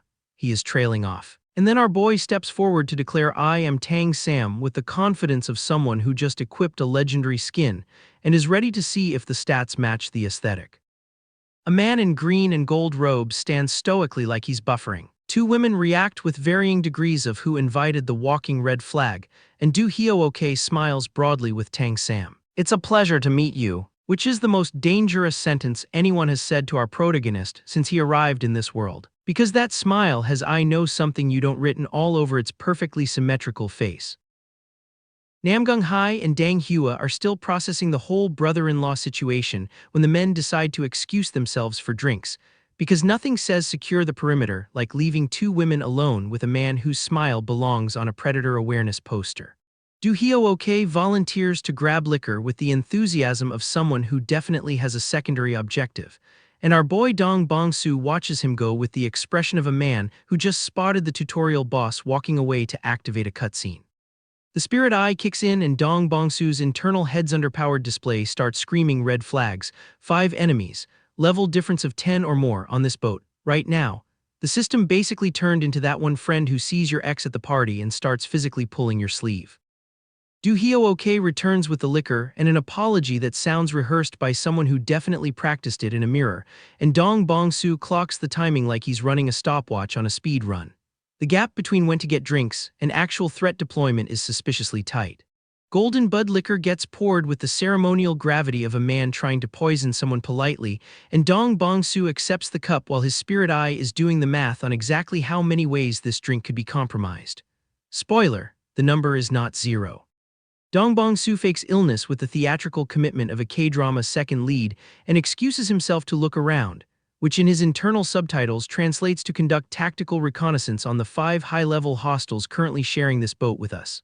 The man cannot take a bathroom break without it becoming a stealth mission. He finds a storage room and lets the spirit eye do its thing, and the readout is basically a horror movie trailer. 5 enemies, level difference 10+. The fact they haven't attacked yet means they are waiting for something, and Dong Bong-soo is now trapped between Dang Oh on one side and an enemy squad on the other, playing the world's most lethal game of social deduction. The internal monologue hits different here. Rock and hard place doesn't begin to cover it when one side is the soul-seeking poison hand and the other is a coordinated kill squad, and the only thing keeping him alive is that neither faction knows he's the actual threat in the room. The psychopath's privilege, being underestimated until it's far too late. Cut to the enemy squad making their move, and Kwangwon is not here for insubordination. The scar on his left cheek catches the torchlight as he reminds his subordinates that the wedding is imminent and perimeter checks are non-negotiable, which is villain speak for "I will murder you for asking questions." The Heavenly Demon Castle management style is not employee-friendly. The guards are sweating because their squad leader has that specific energy, the one that makes you update your resume while actively dying. Kwangwon asks if they're disobeying him with the tone of a man who already knows the answer and has prepared the consequences, and the rookie's face does the emotional equivalent of a blue screen of death. The violence escalates with the casual inevitability of a gacha pull going wrong.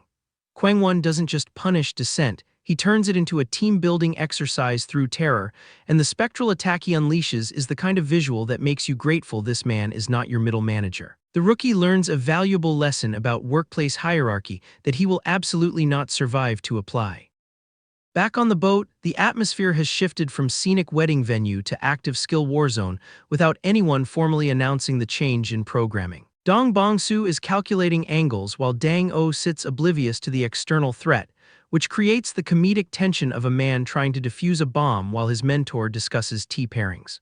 The enemy makes their entrance with the theatrical flair of a Misamo stage reveal, except instead of choreo they brought blades and instead of fan chants they brought murder. The swordsman reflected in the water is not here for the open bar, and Dong Bongsu watches the reflection with the patience of a man who has already planned 3 exits and 4 counter ambushes.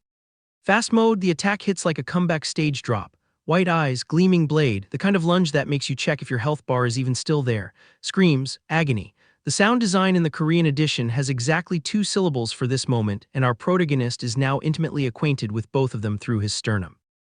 The aftermath is not pretty. Blood in the water, severed limbs doing the backstroke, and someone asking what the hell this is with the desperate energy of a person who definitely did not read the event description before RSV ping.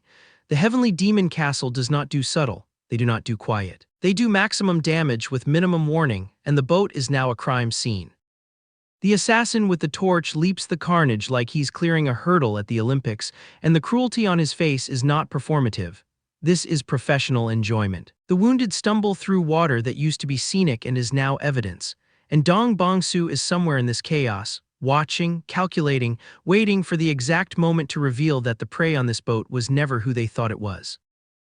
And somewhere in the dark, a body hits the floor with the soft finality of a patch note deleting a feature nobody asked for, while Dong Bongsu's eyes catch the lantern light with the clear, cold patience of a man who has already decided the order in which everyone here will die. The swordsman lunges through the mist like he owns the place, which is a bold claim for someone about to learn the room's actual owner. Blue energy erupts from his blade in a display that screams I have main character syndrome and no health insurance. He snarls something about brats while his sword clashes against, well, nothing visible yet, which is always a bad sign in murim. The kanji floating around him would look cooler if he weren't clearly the tutorial boss who just heard the boss music switch to someone else's theme. Dang O steps into frame with that brown cloak energy, cold eyes doing the emotional labor of 10 normal characters. He accuses someone of using the soul-hunting poisonous palm like he's reading a receipt, and the terrified kid in the foreground is having the appropriate reaction to being in a room with 2 apex predators. Some warrior absolutely loses his composure, screaming about warriors being skewered like meat and how this definitely isn't for the sake of the clan. The sarcasm is so thick you could spread it on toast and honestly, valid. Nothing says corporate restructuring like finding your coworkers on pikes. The cloaked figure with the scythe finally reveals himself, and let me tell you, the Grim Reaper cosplay is working. The kid's wide-eyed panic is the universal expression of I picked a fight with the wrong save point file. Then the slash comes, blue light, blood spray, and the sound effect that Korean Manhwa uses when someone's Tuesday goes permanently wrong. Our guy's midair, blood flying everywhere like a Jackson Pollock painting, and he checks his health points like he's refreshing a delivery app. The kick that follows is pure disrespect. He's not even using his sword anymore, he's just bullying this man with basic martial arts. The white arc of his blade cuts through the watery darkness, and somewhere a game designer is crying because someone broke the intended difficulty curve. The enemy laughs about our guy being unarmed, which is the classic villain mistake right before the inventory system gets involved. The lunge that follows is less fair duel and more predator recognizing prey that hasn't figured out the food chain yet. He falls into dark water with a sound effect that translates roughly to skill issue, and honestly, the game user interface would agree. The horizontal slash comes with a callout like this is a fighting game combo, and the teeth on that masked figure are doing entirely too much emotional labor. Shadowy figure with glowing white eyes lunges forward, which in murim visual language means I am not the final boss but I am absolutely someone's nightmare fuel. The sword vanishes again because of course it does. Our guy's inventory system is basically creative mode at this point. The terror in those eyes says the sword vanished like it's a magic trick, but this is less ta-da and more you're already dead. A massive blue symbol crashes down from above, shattering the environment like the system itself is intervening, and the monstrous figure looming over our guy raises an arm that definitely has cutscene kill energy. This is what happens when you aggro a player who minutes maxed for psychological warfare. Explosion in space, debris flying toward a glowing moon, and somewhere a narrative designer is wondering how we got from sword fight to cosmic scale. The determined face under that night sky has seen things. Specifically, he's seen his own health points bar and decided violence is the only acceptable response. Then the punch lands, blood splatter on his nose, and the sound effect is just paw like the universe itself is too stunned to make a full noise. A wounded man flung against stone walls while another watches. This is not a rescue, this is a performance review with fatal consequences. The panic don't tell me is the exact moment someone realizes their build is completely wrong for this encounter. Then the monstrous figure collapses, gasping, and our guy delivers the line we all knew was coming. You're at your limit, aren't you? It's not a question, it's a patch note. The status screen glows with Korean text hovering like the system is personally invested in this man's suffering. Health points bars, level indicators, the whole role-playing game interface floating in a cavern that definitely doesn't have Wi-Fi. Our guy stares at his stats with the intensity of someone checking if he finally hit the level threshold for that skill he's been grinding, and the red eye close underpowered says, he absolutely did, and someone is about to regret the server maintenance. Those bloodshot eyes are not the eyes of someone who plans to negotiate. The masked figure's roar is pure guttural rage, the kind that comes from realizing you've been the side quest this whole time. Our guy lunges forward anyway, because of course he does. His psychopath brain doesn't have a retreat keybind, it only has optimize and escalate. The blue energy attack silhouettes him against blinding light, and that glowing otherworldly eye is doing things no human eye should do. More energy, more blood, more of that specific murim aesthetic where power levels are measured in how much of the panel can we fill with particle effects. The contorted face with glowing white eyes is giving final form unlocked energy, except this isn't his final form, this is just Tuesday. The kick lands in a rain of blood and debris, and the falling body is accompanied by a sound effect that really drives home that you are not getting underpowered from this energy. The menacing figure lunges again because murim villains have exactly one strategy: escalate until physically impossible. Then the severed arm, the collapse into blood, and the realization that this fight has moved from combat to war crime documentation. The glowing blue eye close underpowered is doing that thing where anime characters become so angry they achieve enlightenment. Then the grin, wild hair, glowing red eyes, blue light from his open mouth like he's about to drop the most unhinged mixtape in murim history. You son of a is the last thing someone says before they learn that interrupting a psychopath's level underpowered animation was never going to end well for them. Young stands in that forest with blood-soaked everything, Mask doing the heavy lifting of I am a named character and you should remember me. The impaled head on the spear next to him is less trophy and more performance review summary, concise, brutal, and definitely not open to appeal. This is what the silver naked demon does between naps, apparently. The wounded figure bathed in blue light is either ascending or being patched by the system, hard to tell with this user interface, honestly. Then that lone figure overlooking the illuminated city, beam of light shooting skyward from its center. That's not a victory celebration, that's a signal. And somewhere, someone who thought they were the protagonist just got a notification that the real main quest started without them. The Danri clan is burning, and our boy is nowhere in the frame, which means he's either already inside the building, or he's the reason the building needs a renovation permit. Danri Chunwoo stands there with his splendid white beard, looking like he just got a quest notification he didn't ask for.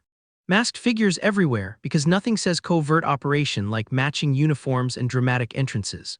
The real star is this shadowy figure with glowing white eyes wielding a sword that probably has its own lore entry. That's the energy you bring to a clan meeting when you want to discuss zoning violations. Somebody didn't make it. The blood-splattered floor and the Korean sound effect that I will absolutely not attempt to pronounce tell us everything. This man died with his eyes wide open, which in murim terms means he saw who killed him and still couldn't process the matchup. Storm clouds over desolate landscape because the weather system in this world runs on dramatic irony. Cut to a young woman with hair covering her face and blood on her lip. The classic "I survived, but at what cost" framing. The dark energy tendrils over the water suggest someone ordered the deluxe curse package with express shipping. Enter the shirtless blonde man in a purple robe looking smug under the full moon. Every villain thinks they're the main character until they meet someone who actually is. He's standing over a body saying "Tusk, what a waste of time," which is rich coming from a man whose entire aesthetic is "I shop at the same tailor as every other mid-boss in this genre." Our cloaked figure is doing math. The flickering shadow wouldn't send such a blatant signal like that. This is the murim equivalent of checking your spam folder and realizing the assassination attempt was actually a phishing scam. He walks through the dark forest anyway because curiosity killed the cat, and this man has never met a cat he didn't outlive. Three men react to a torch flare like they just saw their browser history projected on a stadium screen. Blood on the walls, stylized characters dripping down brick. Someone left a message in what I can only describe as aggressively red penmanship. The walker scrawled in what is definitely not washable ink. This is interior decorating by someone who failed anger management. Elders gather around the flickering torch doing the "who could have done this" routine, as if the answer isn't obviously the person who can write in blood and disappear without a footprint. One of them actually says "I don't know either, but one thing is for certain," which is the most senior citizen way to admit you're out of your depth while pretending you have a plan. The palace complex at night looks like someone rendered it on a graphics card that costs more than my rent. Danri Chunwoo strokes his beard and gives orders about increasing patrol frequency because the wedding is coming underpowered. Nothing says happy occasion like tripling the armed guards and hoping nobody asks why. Two men yell at a third while he hunches over like he's calculating whether retirement is an option. Someone shouts "Yes, clan leader," with the enthusiasm of a fast food worker who just got asked to work a double. Then we get the reveal. The full moon refers to the wedding days, which means this whole blood message situation is actually a calendar invite written in homicide. An elderly man with a tall hat and stern expression, the kind of face that says "I have opinions about your life choices and they're all negative." Then the camera drops low for a snarling ancient bearded man who looks like he invented anger and patented it. Cut to a pagoda against blue sky, because even in the middle of political crisis, someone remembered to schedule the architecture shots. A fist slams wood with shockwave energy. Someone's having a productive meeting. Danri Chunwoo bows respectfully with large orange kanji overlaid because nothing says tense negotiation like decorative typography. Then he sits alone looking contemplative, which is elder speak for "I just realized my entire security apparatus runs on nepotism and prayer." Namgung Jung's fist is clenched so tight his knuckles are auditioning for a bone-density commercial, Firmament Sword Unit Energy. Some bearded man is shouting about doubting the future son-in-law based on some cryptic poem, which in murim politics is like saying "I don't trust this guy because his horoscope was suspicious." Another voice warns the entire murim will laugh at the Namgung clan, and honestly, given the wedding guest list, they're already laughing. Three men around a table, one speaking with actual sound waves drawn coming out of his mouth. That's how you know he's serious. They paid for the visual effect. A gray-haired man clasps his hands and says he has a different opinion than the Firmament Unit leader, which is the political equivalent of respectfully, "You're wrong and I have documentation." An older scholar type reads a scroll while two others watch, because nothing solves a crisis like peer review. A finger points to scroll characters. Anyone can see that walker, which is the most ominous way to refer to someone who probably just walks places. Someone reacts with "WH, what did you say?" in full shock because apparently walker is the murim equivalent of a slur against your entire bloodline. Then this enraged bearded man shouts with his mouth so wide you could park a carriage in it. That's the "I will die on this hill and take the hill with me" energy. Someone starts with "the intruder," and you already know this sentence ends badly. Namgung Byok in his blue robes confirms the obvious. Someone sneaked into the great Namgung clan, which is supposed to be harder than getting a reservation at that restaurant everyone pretends to like. Then we see a cloaked figure standing before skeletons in a blood-splattered chamber, and suddenly the wedding planner's job description got a lot more complicated. A man with long unkempt hair leans forward with serious energy. Their goal wasn't just to infiltrate, kill someone, or spy on us. He's building to something worse, and you can tell because his ring finger has a ring that probably costs more than the GDP of a small province. Someone else asks if they should arrest Do Hyo-ok based on a baseless claim, which is the can we cancel the wedding because of a Yelp review defense, technically valid, socially catastrophic. An older man with a top knot yells furiously at a younger man standing calm in the background. That's the I am screaming and you are processing dynamic that defines every productive workplace. Another enraged man points accusingly while shouting if this really is a frame underpowered, which is the legal equivalent of I'm not saying you're guilty, but I'm definitely saying it. Then someone finally says that's enough, and you know they mean it because they've got the gray hair of someone who said that's enough at least 400 times before. Danri Chunwoo strokes his beard thoughtfully again. That's his entire character animation budget right there, stroking and looking underpowered. He admits the intruder is suspicious, as the firmament unit leader says, which is the diplomatic way of saying you're not wrong, you're just not right enough to act on. A stern-faced man stares intensely forward, brow furrowed in concentration, probably calculating how many more meetings he can survive before faking his own death. Three men around the big table, one confirming that's correct with the enthusiasm of someone agreeing to terms and conditions without reading them. Then feet stomp on wood with dust flying, someone's entering with authority or possibly just very heavy shoes. A man in white robes bursts through a doorway while another watches from a balcony, because nothing says urgent news like destroying property to deliver it. A gaunt man with long hair tied back screams about scouts not returning. Out of all the members sent to scout, not a single one has returned. This is the we sent a group chat message and everyone left us on read of military disasters. The grim delivery from a cloaked figure confirms what we already suspected. The Namgung clan's reconnaissance team has achieved a 0% survival rate, which is technically a statistic but feels more like a warning label. Figures gather around the ornate table because when your military is failing, the correct response is definitely more meetings. Danri Chunwoo leans in with hand on shoulder, asking what do you make of this? That's the I'm delegating my panic to you maneuver. A terrified man hunches over with wide eyes, doing his best impression of someone who just realized his pension is tied to this clan's survival. Then the smug grin from Shadow, it seems the Namgung clan, he starts, and you already know this sentence ends with someone else's problem becoming everyone else's problem.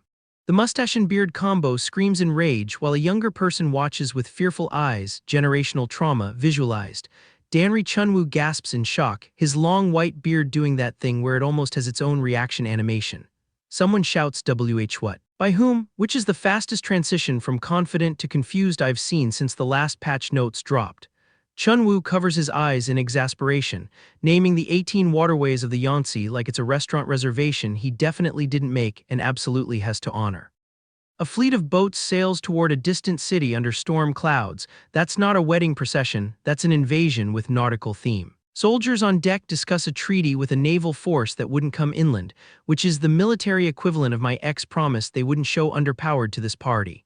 Then someone furiously asks if there's even a group with that much manpower, followed by this makes no sense. And friend, when the characters start saying the plot out loud, you know we're operating on a higher difficulty than anyone prepared for. Two figures in ornate wood paneling, a third watching from behind, the no that hangs in the air before someone says the worst thing. An older man with disheveled hair looks down in pure shock, the kind of face you make when the math finally mathses and you hate every number. Then the pagoda under violent thunderstorm, lightning striking the sky above it, because the universe looked at this wedding and said you know what this needs, atmospheric trauma. Grand gate with red lanterns, wide stone staircase, the kind of entrance that says welcome to your funeral, refreshments in the back.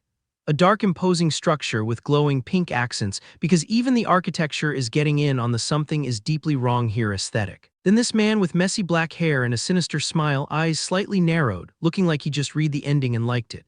He stands with head bowed in dark ornate robes, sharp jawline catching the light. That's not a groom, that's a final boss doing his pre-credits scene and the wedding hasn't even started yet. The Namgung clan estate sprawls under clouds that have no business being that bright for what's about to happen, and Do Hyo-ok stands there with his eyes closed like he's charging his villainy meter to full. His eyes snap open with that pained expression that screams main character betrayed by the script, and blue energy starts crackling from his hands like he just unlocked a new form but forgot to read the terms of service. A blade pierces dark water, light explodes everywhere, and some poor figure gets struck so hard their body does that contorted eye definitely didn't spec into durability pose. Two shapes clash in the spray like the system just announced a player versus player event with no level cap. A sword swings with enough force to make the panel vibrate. Some terrified red-eyed kid sweats through his own horror movie, and now, blasts across the screen like the director got tired of subtlety. A shadow figure lunges forward with glowing white eyes and that energy radiating outwards like Wi-Fi from hell. Energy erupts from dark water. A figure with wild black hair falls through a vortex of light like the tutorial boss just got demoted, and someone holds a glowing sword while announcing that was a close call with the emotional delivery of a man ordering coffee. The fight kicks back into gear with blue energy strikes in a dark environment. A towering shadow figure stands in pouring rain like he's waiting for his Uber, and some wounded guy holds 3 blades from his hand because apparently regular sword grip is for casuals. A monstrous shadow crackles with lightning in a stormy cavern, and the whole scene looks like someone turned the brightness settings to cosmic horror. A shadowy figure's eyes glow intensely, a man lunges forward in mist, and a warrior silhouette gets engulfed in blinding blue light during a clash. The abstract energy blast in blue and white against black looks like what happens when you max out your graphics card and regret everything. Chaos erupts with blue blasts and blood splatters in a stormy environment. A figure in blue gets consumed by energy with blood flying everywhere, and a silhouetted warrior with glowing eyes unleashes a blast amid lightning and gore. A sword flashes with brilliant energy leaving light trails and blood, then a figure lunges through the storm of blue and red like the color palette itself filed for emotional damage. A massive kanji dominates the foreground against a full moon and lightning-filled sky. Lightning strikes a cracked surface with that same character, and then violently through a stormy landscape. A fallen warrior lies in a pool of blood, and a massive blood-dripping sword descends from above as lightning crackles around the body. The system just dropped the game over screen in the most cinematic way possible. A figure crackles with blue lightning from head to body like they just won the lottery and the prize was electrocution. Someone exhales phew at the stormy sky and then declares finally, I won, with the grim expression of a man who absolutely did not enjoy the process. That's the face of someone who speedrun hard mode and aged 10 years in 10 minutes. A person in green robes stares at glowing hands while admitting meridians were only temporary, which is the most devastating post-buff realization since every gacha player ever. A young man looks underpowered surprised at traditional architecture, and then the system interface appears with progress bars and dragon motifs like the devs finally remembered to add the user interface patch. Our guy looks right with a slight smirk and says a job change, which is the calmest reaction to a class reset I've ever seen from someone who definitely didn't plan this build. Guards with torches stand in dark interiors, while someone reflects that the last opponent was probably level 15 or 16. And then he covers his mouth with that grim expression, thinking, just when I thought I was getting stronger, this won't be easy. Bro just got his stat sheet and realized the downloadable content enemies scale with your trauma. A young man with messy hair and startled eyes clutches his chest like the system just sent him a push notification for existential dread. A massive army stands on a stone platform overlooking the sea with a wall behind them. Some ponytailed man looks forward with neutral expression in front of traditional architecture, and the whole scene shifts to bright blue sky with tiered roofs and mountains. The patch notes just added a whole new zone and didn't even warn us about the server merge. A long-haired man looks to the side with that subtle knowing smirk like he already read the spoilers. A ponytailed young man walks forward with soldiers marching behind him, and someone urgently speaks about alerting the shadows immediately while another commands hold on a moment. Young Lord Du, a man in a long coat, approaches soldiers while another looks down. And then someone questions what the Boundless Sword Unit leader is doing out at this hour. The answer is apparently causing problems on purpose, which is just standard non-player character behavior at this point. A close underpowered shows a man with dark hair and a slight smile, shadows obscuring his face like he's running a stealth build in broad daylight. Someone smiles and mentions hearing about a light to bless the wedding. A robed figure stands with hands clasped looking down, and then light brown hair asks sarcastically if the investigation truly turned underpowered a blessing. An older man with disheveled hair stares forward with startled eyes and gaping mouth. That's the face of someone who just realized the blessing was actually a threat with good marketing. A close underpowered on a man's intense glowing yellow eye with furrowed brow and rain or tears streaking across his face. Then soldiers stand at attention in front of a building, while dark-robed figures hold small daggers behind their backs. A ponytailed young man looks underpowered at the bright blue sky. A silhouette of long hair stands against that same brightness, and the whole sequence feels like someone about to make a decision that requires 3 save point files worth of consideration. A group of uniformed men face away from the viewer while someone declares I won't take no for an answer, which is negotiation in the same way a raid boss negotiates with your health bar. Dark-robed figures stand solemnly in a courtyard. A shadowy monstrous figure with glowing red eyes looms against blue sky with Kogomtu Inus overhead, and a lone figure walks down a grand ornate street while another observes from behind. Then a man with wide, terrified eyes stares forward in shock, his face partially obscured by shadow. The no was apparently not taken, and now we're all dealing with the consequences. A gaunt, wild-eyed man screams with tongue hanging out, clutching his head like his sanity just hit 0%, and then Do Hyo-ok himself shouts his own name in anger with blue and black action lines amplifying the rage. A massive glowing Korean character dominates against a burning city and vibrant sky, then an indoor explosion showers debris as two figures react to the blast. The blessing has officially been upgraded to apocalypse with typography, and nobody got the memo to evacuate. Soldiers stand at attention with swords while a blurry figure prepares to strike in the background. A wild-haired man looks underpowered, terrified out of kings. In a speech bubble, and then someone screams in anguish with mouth wide open and embers floating around him. A blond man looks on in shock as energy erupts from below, and a figure engulfed in blinding yellow light unleashes a blast while another observes. The patch notes just added divine retribution as a weather condition and set it to permanent. A man shouts, "Damn it," with face contorted in anger and pain, then a wild-haired man grins maniacally as he unleashes torrents of yellow energy from his hands. Intense golden energy erupts, obscuring everything with blinding light. A figure in dark armor shatters surroundings with a yellow blast, and a lone warrior stands amidst cracked earth and swirling dust, unleashing a powerful attack with Kopedikinus overhead. The devs definitely buffed the wrong class, and now the whole server is paying for it. A cloaked figure stands over a fallen opponent with glowing yellow symbols emanating from the cracked ground. A lone figure stands in the center of a bustling ancient city square surrounded by numerous people. And three men in traditional Korean attire react with shock to a distant figure amidst crumbling architecture with "Good God, what on earth" in the speech bubble. A masked figure with long braided ponytail looks back over their shoulder in a desolate cracked stone environment. Someone just pulled the main character entrance emote, and the whole lobby is processing the lag. A severely wounded man screams in anguish with face contorted in pain and rage. Someone gasps for air amidst rubble with Koheaheanus overhead, and a man in traditional clothing lies defeated on cracked stone with large stylized text obscuring the foreground. A bloodied man with disheveled hair and wide, terrified eyes looks underpowered. The respawn point is apparently not working. The healers are on cooldown, and the whole party just discovered they're in a no-continue run. A bloodied man with wild matted hair stares forward with wide panicked eyes and sweat beading on his forehead.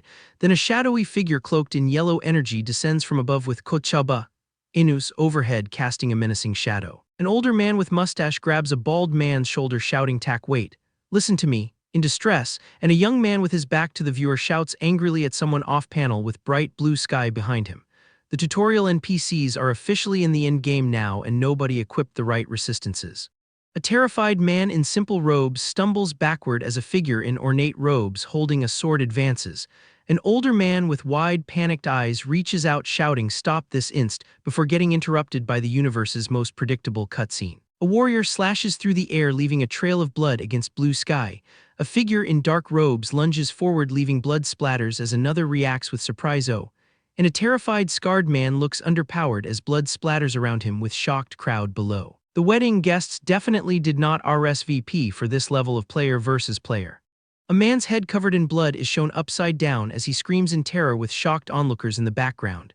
A panicked crowd surges forward shouting that young Lord Do has lost his mind, while a lone figure stands silhouetted in the distance. And two men scream in terror, urging everyone to run for their lives. Then a man with spiky hair and cracked skin grins manically, making a "come here" gesture with thumb and index finger. That's not a villain, that's a whole different genre of psychological damage wearing someone's face. An injured older man clutches his chest with face contorted in pain and desperation.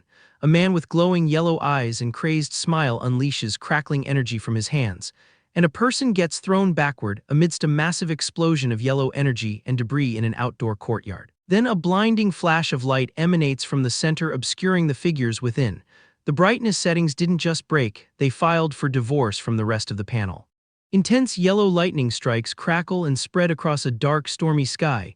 Then a massive crackling lightning strike descends upon a crumbling ancient structure. A man with wide, terrified eyes gets caught in a massive explosion of yellow energy.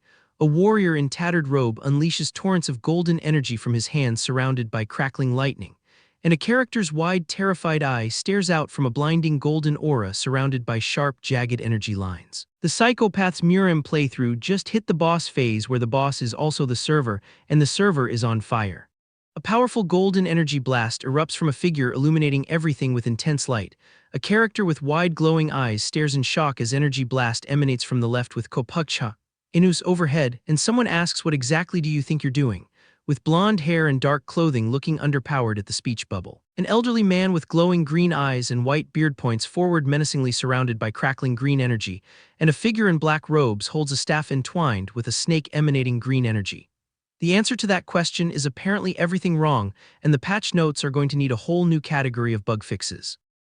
The man with wide, terrified eyes is getting absolutely cooked by golden energy, and the panel's giving us that this is fine energy except nothing is fine. An elder with glowing green eyes and a white beard points forward like he's casting a vote in the apocalypse, while some cloaked figure holds a scroll that definitely has terms and conditions energy. A wild-haired young man erupts in golden energy with a battle cry that says, "I skipped the tutorial, and I'm not sorry." Then a green-clad warrior with white hair absolutely folds someone into the pavement. Two figures clash with green versus yellow energy in a cracked courtyard. Then some dude with glowing green veins screams like his Wi-Fi just died during a ranked match. And a golden spear impales a monstrous green creature that definitely did not read the patch notes. Green vein guy screams in agony while the panel decides that's the perfect time for a blinding explosion, and the battlefield gets lit underpowered like someone turned on HDR mode in real life. A defeated man thanks the soul-hunting poisonous palm like that's a normal thing to say in casual conversation, while another figure looks underpowered at the sky, lamenting that the murim has become heartless lately. "Buddy, we're past lately, this is just Tuesday." A shadowy, monstrous figure with glowing yellow eyes emerges from the dust like a bad dream that subscribed to premium. Some wounded individual roars through the pain with yellow energy crackling everywhere. And then a gaunt, spiky-haired man grins manically with arms outstretched saying, "Isn't that just how the murim works?" "No, sir, that is how you work, and we are terrified." A scarred man grins about the flying butterfly Kai he's only heard rumors about, while a dark-haired young man watches a green energy vortex form and correctly identifies that someone's planning to run observational skills that would hit different in a horror movie. A speech bubble says found you with the energy of a Discord moderator locating your IP, and then a green-clad figure unleashes a massive energy blast that strikes a distant smaller figure, target acquisition complete, emotional damage pending. A muscular blonde man crackles with yellow lightning and a menacing grin. A shadowy green-eyed figure raises their hands surrounded by flying debris, and a glowing green sword gets held aloft amidst crackling lightning. Someone is having way too much fun with the particle effects budget. Yellow lightning strikes across a dark background illuminating debris. A golden energy blast shatters stone with a sound effect that definitely has two syllables in Korean. And from someone's perspective, a figure in black dodges a massive blinding energy blast in a ruined indoor setting. The dodge animation is cleaner than my tax returns. A man screams HWA, with the wide-eyed terror of someone who just realized the boss has a second phase, and a blonde woman stares forward with surprised eyes surrounded by crackling yellow lightning. She did not sign underpowered for this difficulty spike.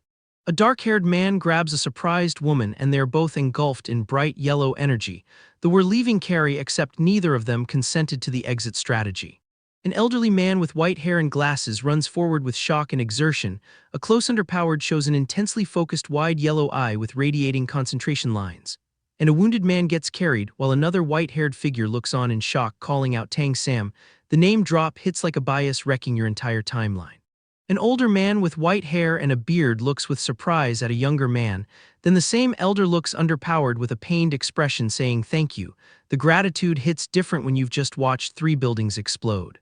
An elder with a white beard screams in anguish looking underpowered at a younger person with a temple complex in the background. A woman in green reaches out in distress while another figure looms over her. And then a monstrous shadowy figure with glowing green eyes looms against a bright blue sky. The tonal whiplash from family drama to horror movie in 3 panels flat. A monstrous shadowy figure with glowing yellow eyes and antler-like protrusions stands against a bright blue sky like a walking nightmare that got lost on the way to a Miyazaki film. and a close underpowered of an intense red eye says we are not okay without using words. A spiky brown-haired man with intense green eyes speaks to a white-haired elder promising I'll be seeing you again soon. The soon in quotes doing so much heavy lifting it's getting overtime pay, and then Danri Chinwoo's intensely wrinkled glare says he is not accepting this appointment.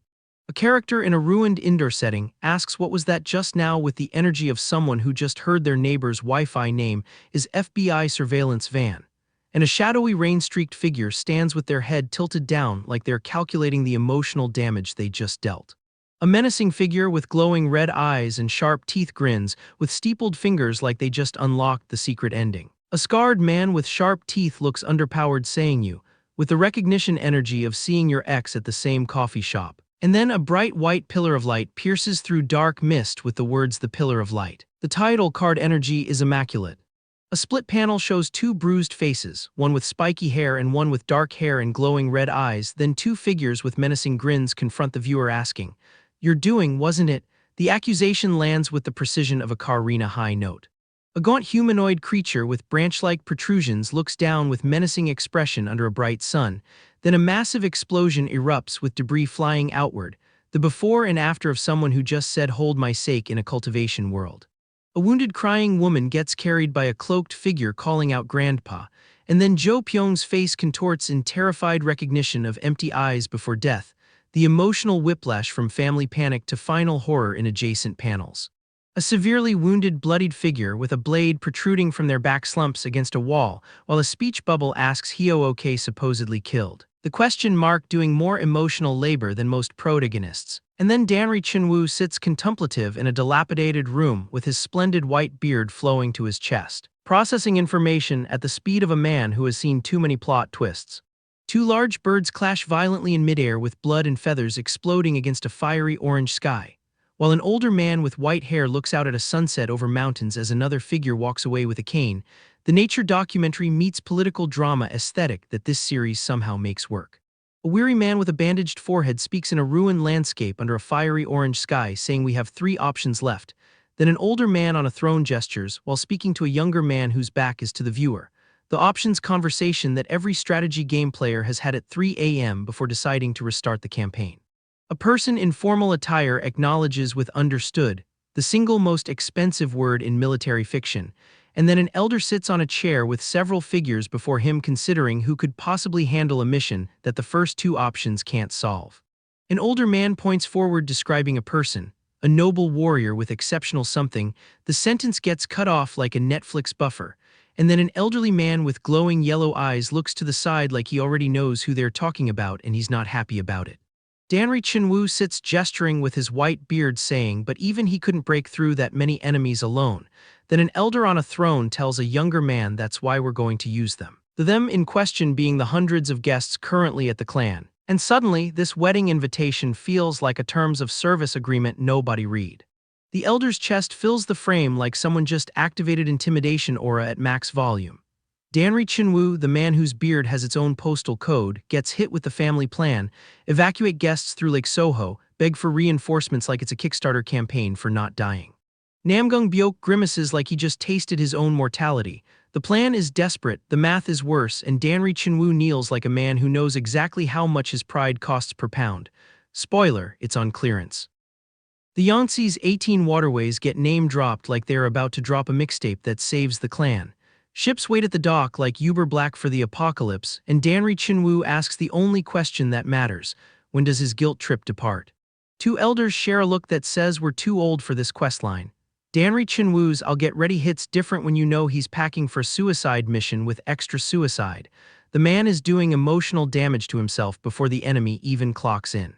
Chinwoo's troubled face is doing more acting than most shonen protagonists manage in 12 episodes. Dang Hua kneels before him like she's about to inherit something cursed, which she absolutely is. The real gut punch, he doesn't want Namgung Hai to see him break. Sir, this is a war crime against my emotions. The man covers his face like he's trying to uninstall his own grief. Chinwoo hits him with is that really the only reason, and the silence that follows is so loud it needs its own volume slider. This family communicates exclusively through trauma and implication. Chinwoo grimaces like he's chewing glass and legacy in equal measure. Won't even last 10 days, the kind of prognosis that makes hospice care look optimistic. He grips his blade like it's the only therapist who ever understood him. Murim healthcare is just vibes and violence. And then the POV shifts to someone who heard every word. A monster with glowing green eye and dental work that screams eye floss with bones grins in the darkness. The soul-hunting poisonous hand just got his infiltration strategy leaked like a beta build. Patch notes, security breach critical. Chinwoo declares his return with reinforcements like he's ordering at a drive-thru he'll never reach. Dang Hua's grandpa cracks in her throat like a dropped glass. The kneeling, the bowing, the generational trauma, this clan sends people off to die with more ceremony than most weddings. Emotional damage, stacking. Full moon, lone figure on rocks, misty water. The cinematography is doing unpaid overtime. Someone's about to monologue and that someone is absolutely not emotionally prepared for what they are about to learn. Byonyong, or whoever's wearing Duhyo OK like a rented tuxedo, smirks at the Namgung plan like he just read the spoiler thread. Too many uncertainties, said by the man who is the uncertainty. Dang Hua clutches her head, finally doing the math her grandfather couldn't. They've been played since the character select screen. Dang Hua's HM is the sound of a brain buffering at 240p. The realization hits her like a system notification she can't dismiss. She's standing next to the final boss and he brought his own lighting. This is awkward, the official tagline of every person who's ever made eye contact with a psychopath in evening wear. The from Byonyong lands like a loading screen between dialogue trees, two figures on rocks, one having an existential crisis in real time. Dang Hua hunches over, illuminated by what I can only describe as dramatic regret lighting. And then the reveal. The blonde, the grin, the body horror with a skincare routine. A cloaked figure meets what I can only describe as if a gym bro did a blood pact. The blue-eyed speaker calls him Shifting Shadow, which is either a title or the most unhinged K-pop stage name I've ever heard. And the grinning, shirtless, tattooed nightmare just stands there like he's waiting for his solo shot in the music video. Masamo would never. The white-haired figure asks for excuses like he's collecting them for a scrapbook.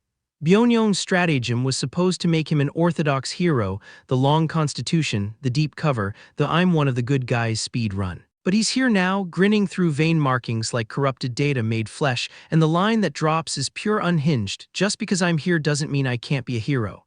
Brother, you are the villain origin story, you are the warning label. The body horror escalates like someone turned the morph slider to biblically inaccurate. Veins pulse, flesh reshapes, and then blonde, pointed ears. Grin that says I studied abroad in hell and graduated top of my class. With this appearance, I don't even need Namgung Hai as a witness. The shapeshifter just removed the only witness requirement from his alibi. That's not a plan, that's a patch note that says remove dependency on non-player character.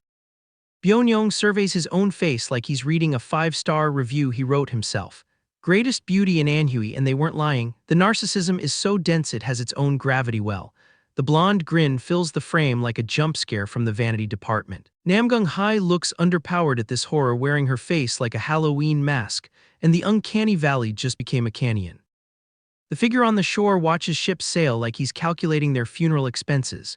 Then the scream, the yellow-eyed rage, the contorted features, the hangul, ko'enus that Korean sound design uses when a soul files for divorce from its body. Something is breaking in someone and we're not being told who. Classic murim psychopath, trauma first, context never. Clash, the energy distortion is doing things to my retinas that I didn't consent to. Two figures collide with enough force to make the background question its life choices. You depraved bastard, seriously, the dialogue is technically an insult, but functionally a compliment from someone of his caliber. This is what peak murim beef looks like, and it hasn't even hit the second verse. Owl Descent, Messenger Hawk, tattered banner with a single brushstroke character that probably translates to you're already surrounded. The cloaked figure by the water catches the signal like he's checking his DMs. The boats have set sail, the most chilling notification tone in the martial world.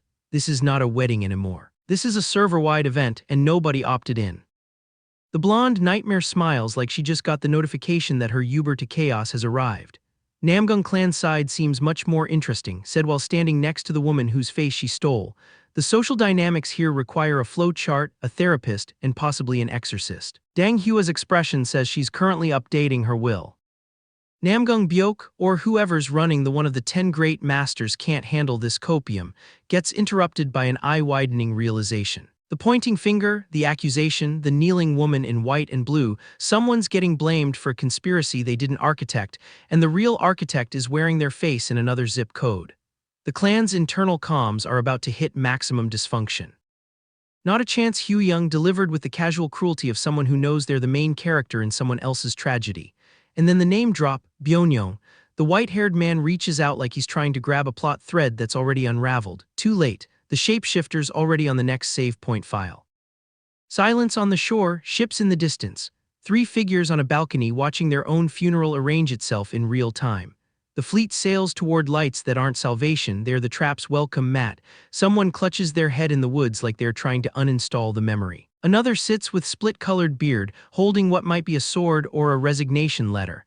The clan's leadership is having simultaneous breakdowns in different biomass. The grand building glows against dark clouds like a target acquisition system. A lone figure climbs aboard, back turned to us, watching the moonlit lake like they're calculating the exact frame count until everything explodes, and then launch the boats.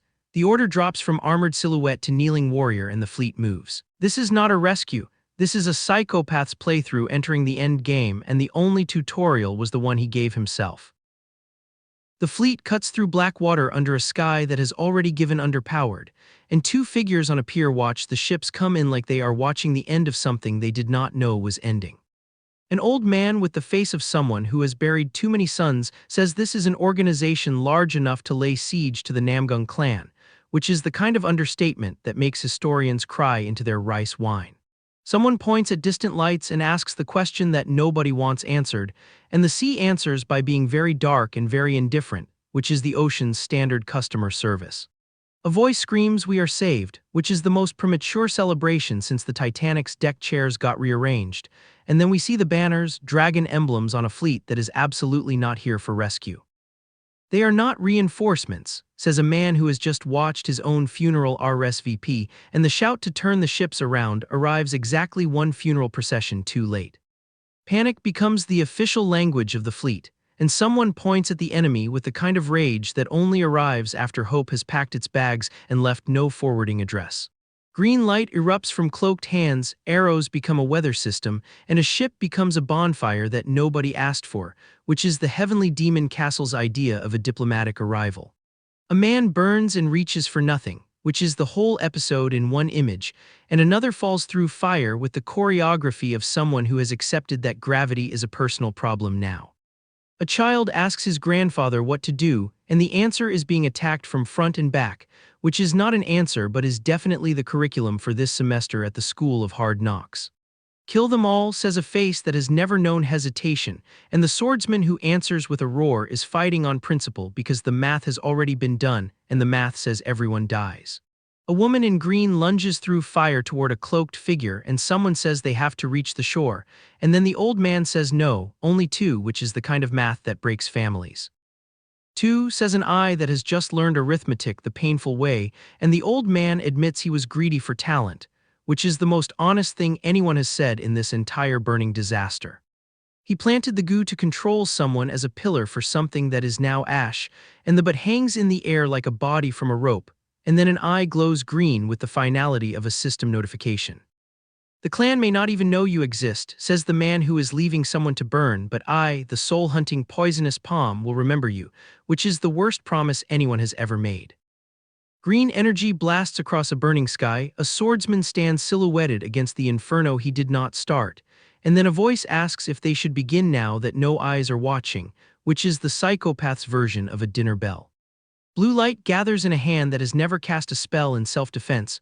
A warrior raises his sword against the inevitable with the enthusiasm of a man who has read the script and knows he dies on this page, and shadow curls around fingers that are already planning the next corpse.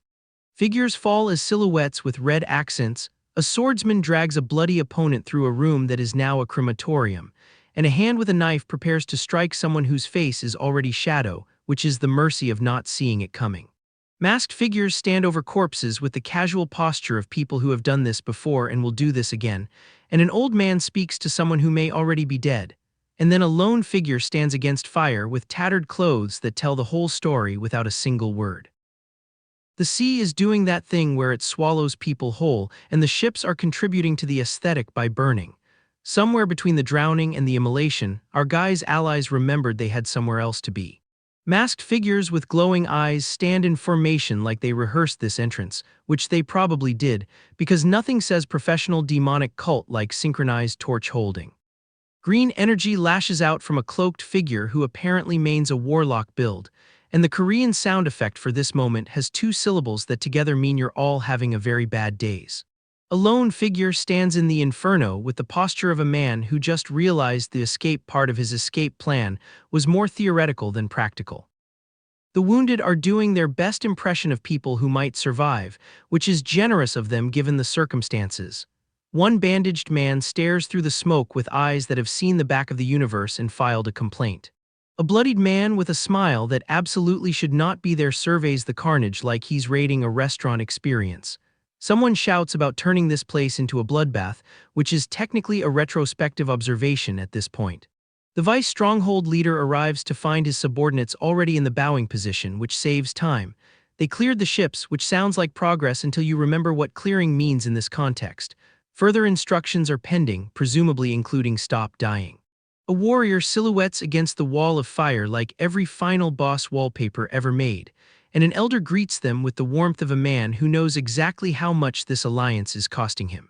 They stand on a platform overlooking a fleet at sunset, which would be romantic if the conversation weren't about herding someone toward a mountain like they're planning the world's least voluntary hiking trip. A creature with too many teeth and not enough therapy lunges from the darkness, and the only thing standing between it and dinner is one silhouetted figure with a pole and the absolute confidence of someone who has never read the monster's stat block. Green eyes glow in the shadow with the menacing intensity of a GPU under full load, and somewhere in that darkness, something with claws for hands is doing shadow puppetry that absolutely no child should witness. Warriors in green charge with swords drawn because apparently the energy blasts weren't getting the message across. A hooded figure with glowing eyes prepares another spell with the grim determination of someone who's already mentally drafting their villain monologue. The soldiers they're attacking have that very specific "we are not being paid enough for this" expression that you only see in historical reenactments and retail. An old man with a beard and a younger fighter get caught in the violence, and the old man's grin is doing something to his face that medical science would classify as concerning. This is not the smile of someone who is winning. This is the smile of someone who has forgotten what winning was supposed to feel like. In a forest clearing, survivors sit in a circle like the world's most traumatized support group. One man looks underpowered with the shocked realization that the trees are not, in fact, going to save point them. Someone says they need to reach the Danri clan immediately, which is the martial arts equivalent of "we need to talk to the manager." A lone warrior stands stoic as attackers charge because dignity is apparently more important than survival math. A bandaged man with red eyes waits in the center of shadowy figures like he's the surprise final encounter of this dungeon. Someone shouts pirates, which is either a warning or a very delayed genre realization, and at this point neither would surprise me. The fist light goes nuclear first. Then the whole panel becomes a migraine in blue. Someone is overclocking their cultivation so hard their own body files a complaint. Our guy in the shadows is not here for the tournament arc, he's here to delete people from the server. The energy signature reads less martial technique and more "I brought a gun to a sword fight," and you're about to find out why that's unfair. That purple eye is doing the "I've seen your browser history" stare. The shadow speaker calls the whole display shabby tricks, which is rich coming from someone whose entire aesthetic is edgelord who peaked in high school. Swords meet in midair and neither party brought a safety net. The red-eyed lunging specialist is giving main character who skipped the tutorial energy while the other one is discovering that aerial combat has no pause button. The roar comes with its own sound effect budget. Then someone gets introduced to the ground at high velocity, blood yellow impact text, the whole nine. The beard guy in close underpowered has that expression your grandfather makes when the Wi-Fi goes out during a comeback stage. The narrator drops the thesis statement, "In a real duel, secrets win." Bandage face knows this. He's been running stealth build since Act 1. The old man in the rain is doing the math and realizing his retirement fund just got liquidated. The masked figure pulls more swords than a twice choreography has costume changes. The rain is not stopping. The clash is not asking permission. Someone's body gets launched with enough force to qualify as baggage handling at a budget airline. The pained UGG is doing heavy lifting. That's not a battle cry. That's a man discovering his health bar has opinions. Meanwhile, the cloaked figure is leaving blood trails like he's signing autographs, and the monster in the corner is waiting for its cue like a patient stagey hand. Someone screams die with the confidence of a man who has never met our protagonist. The terrified swordsman is holding his blade like it's a customer service complaint he's too afraid to file. Then the old man admits he can't dodge, which respect is honest self-assessment in this economy, and immediately gets proven correct in the worst way. Don't you dare interfere with my hunt. This is not a villain line, this is a protagonist line, and that distinction matters. The red-eye close underpowered is giving bias wrecker who just became ultimate bias energy. The elder's shock face is the exact frame you pause when you need to explain to your roommate why you're screaming at a manhwa at 2 a.m. The old man's scream has that specific "I outsourced my security to the cheapest bitter rage." The shadow attack descends like a patch note nerf from heaven, unexpected, unfair, and permanently altering the meta. The glowing blue eyes from above are not a rescue, they're a receipt. The accusation lands, "How long have you been playing me for a fool, sir?" The answer is, "Since before you had a name in the cast list." The red-eye grip is tightening. The spectral figure with the white-eye shift is doing the "I am the system and I am disappointed in your build" stare. Someone's ponytail is about to become a casualty. The glowing sword strike gets its own close underpowered because the artist understood assignment. The elder lunges with both hands on the hilt. That's not a technique, that's a man emptying his entire stamina bar into one input. Then he connects the Bungyang suicide plague to this masked nightmare, and the realization hits harder than the blade ever could. Red-eye intensity peaks. The sword cut through the storm is doing the title track chorus drop thing where everything else goes quiet. Then the cloaked figure gets the line that breaks the entire class system wide open. "You were nothing but a stable boy who shoveled horse shit for a noble clan," and the silence after is the sound of every power-scaling forum simultaneously catching fire.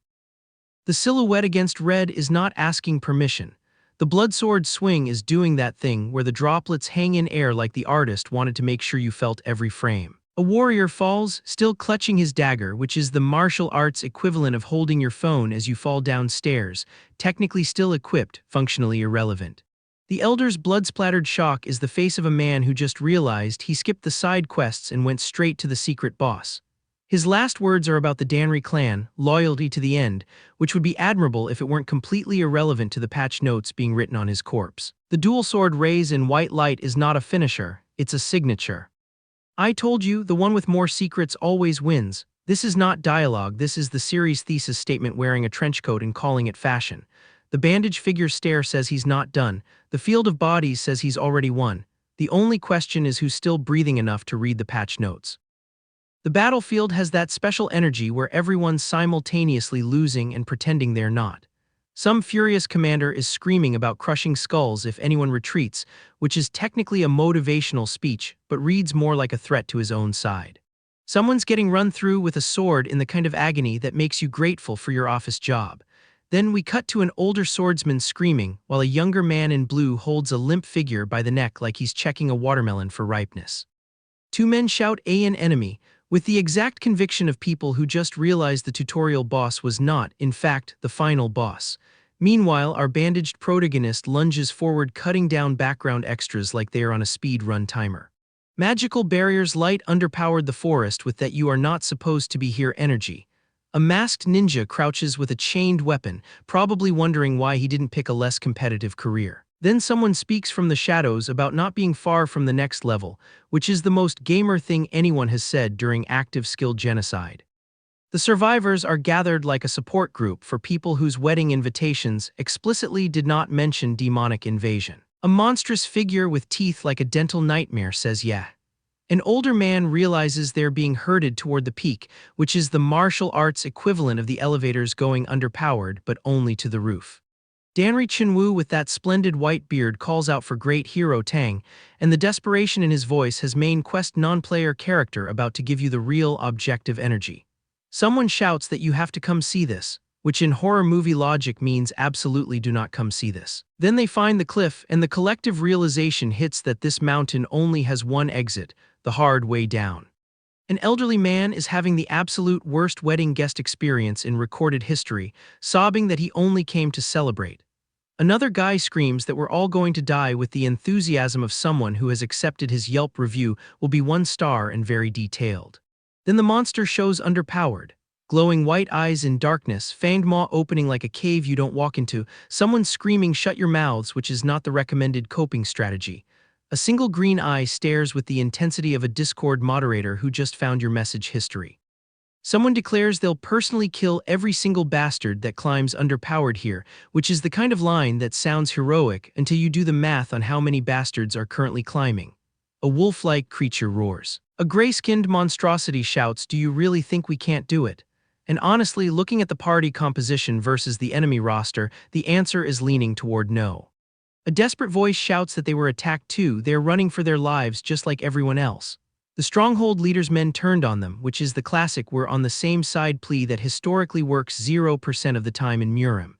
The betrayal energy is so thick you could spread it on toast.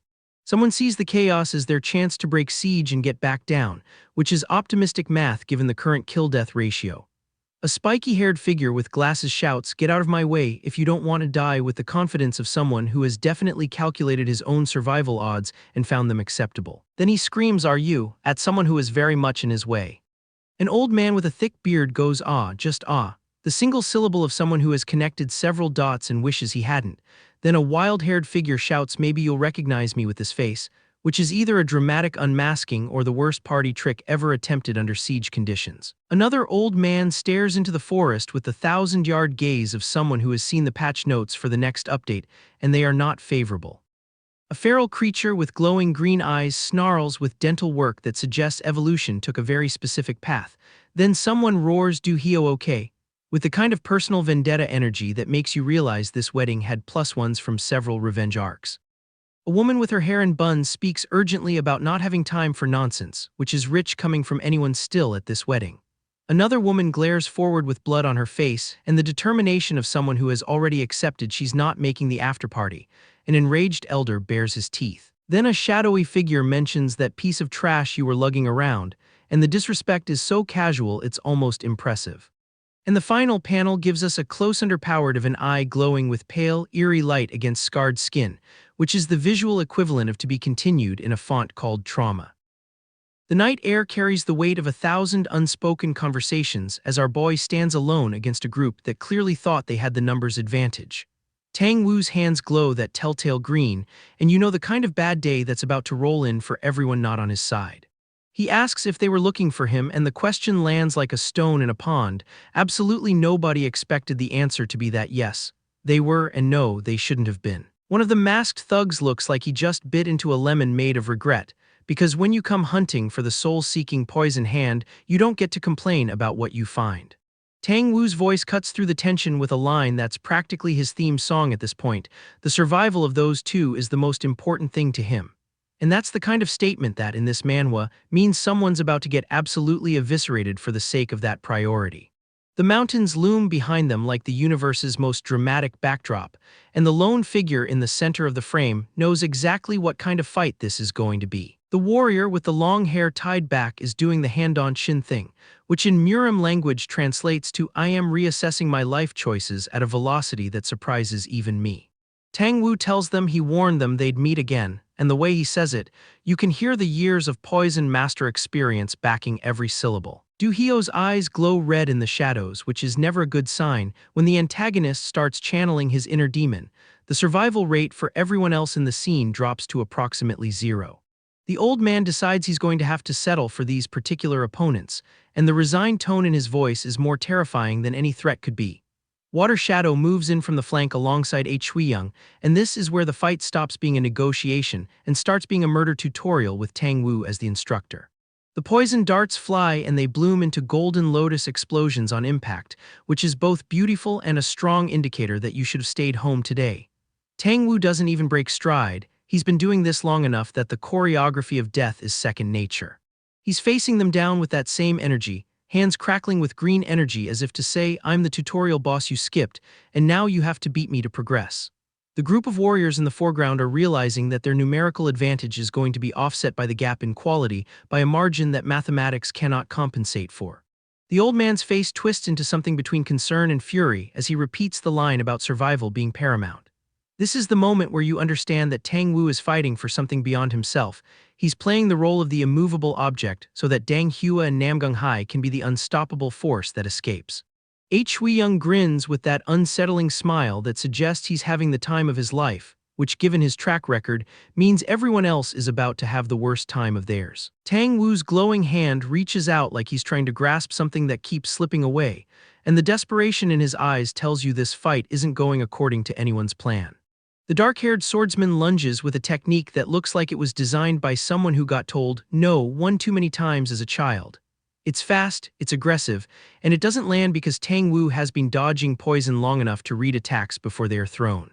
The mist rolls through the mountain clearing as bodies start hitting the ground, and the silhouette of a fallen warrior tells you that the casualty count is already climbing. Tang Wu stands over them with that same smug energy, and you realize he's not just fighting, he's making a statement about what happens when you threaten the people he's chosen to protect. Du Hio's grin widens as he echoes the sentiment, and the way his words hit the air feels like a countdown timer. This is the part where the shifting shadow decides he's done playing, and when someone who can teleport through shadows decides to commit, the architecture of the battlefield becomes irrelevant. Tang Wu positions himself between the attackers and the two women he's sworn to protect, and the geometry of the scene says everything about who the priority targets are. Dang Hua's veiled silhouette presses close behind him, and Namgung Hai's blue robes catch the moonlight as they brace for what's coming.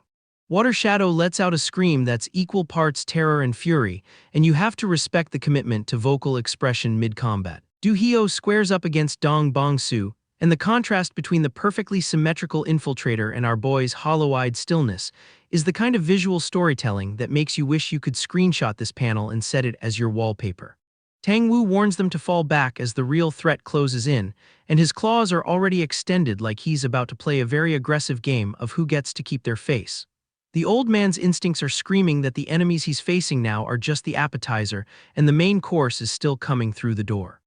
Shui Young's robe hangs open, because apparently the silver naked demon's dress code requires constant pectoral visibility regardless of weather or combat conditions.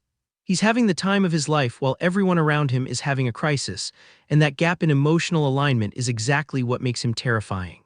A crowd of onlookers watches from the edge of the forest as the chaos unfolds, and the woman with the mace looks like she's deciding whether to join the fight or just let the old man poison show run its course. Someone in the back is shouting for everyone to get out of the way, which is always the signal that the next 5 seconds are going to be someone's last 5 seconds. Tang Wu's poison art erupts again, and the green glow paints the forest in colors that would look beautiful if they weren't so aggressively lethal. Shui Young watches from the shadows with blood on his robe and a smile that suggests he's already planning the next phase of his attack, because for him this isn't a battle, it's entertainment. The two of them face off, Tang Wu with his green glow and Shui Young with that bare-chested confidence, and someone in the background shouts that another one is coming. This fight is turning into a rotation of horrors, and Tang Wu is the only thing standing between the women and an extremely bad ending. The terror in Tang Wu's eyes cuts deeper than any battle cry could, because this is a man who has faced down demonic cultivators and poison masters with a smirk, and now he's genuinely afraid. Not for himself, for the two people behind him whose survival has become his entire mission statement. Du Hio's lunge carries the weight of someone who has been waiting for this moment since the last chapter ended, and his grin is the kind that belongs on a wanted poster. Tang Wu counters with another burst of green energy, because when you're the soul-seeking poison hand, every problem looks like a nail and you've got a very large hammer made of venom.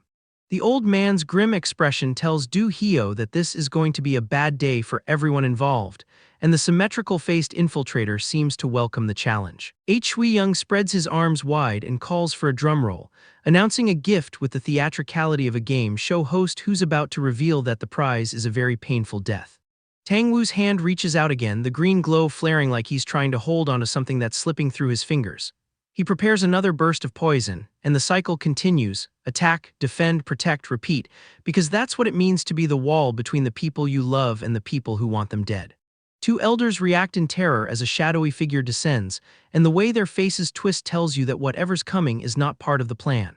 Du Hio is already in motion because when you're the designated antagonist with a perfectly symmetrical face, you don't wait for the hero to finish his dramatic monologue before attacking. Tang Wu tells him again that he'll have to settle, and the repetition is starting to sound less like a threat and more like a mantra he's using to convince himself. The attack comes anyway, because villains in this genre don't respect warnings, and that's usually the last mistake they make.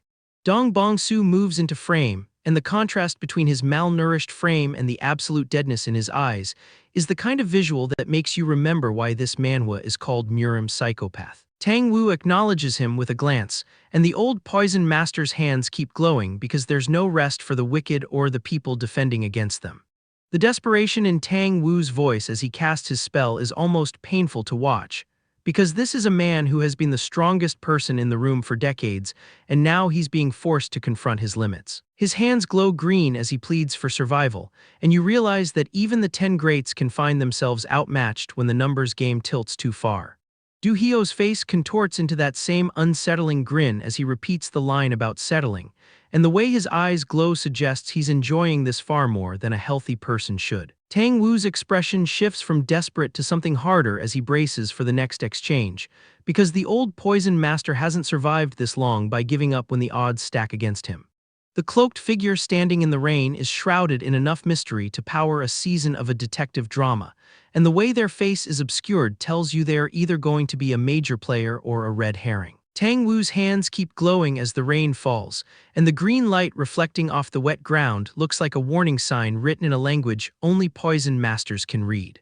A blood-splattered figure emerges from the shadows, and the gaunt silhouette tells you that this fight has already claimed its share of casualties. The grime and wounds suggest they've been through something that required significant survival skills, and the fact that they are still standing means they either got lucky or they're far more dangerous than they look.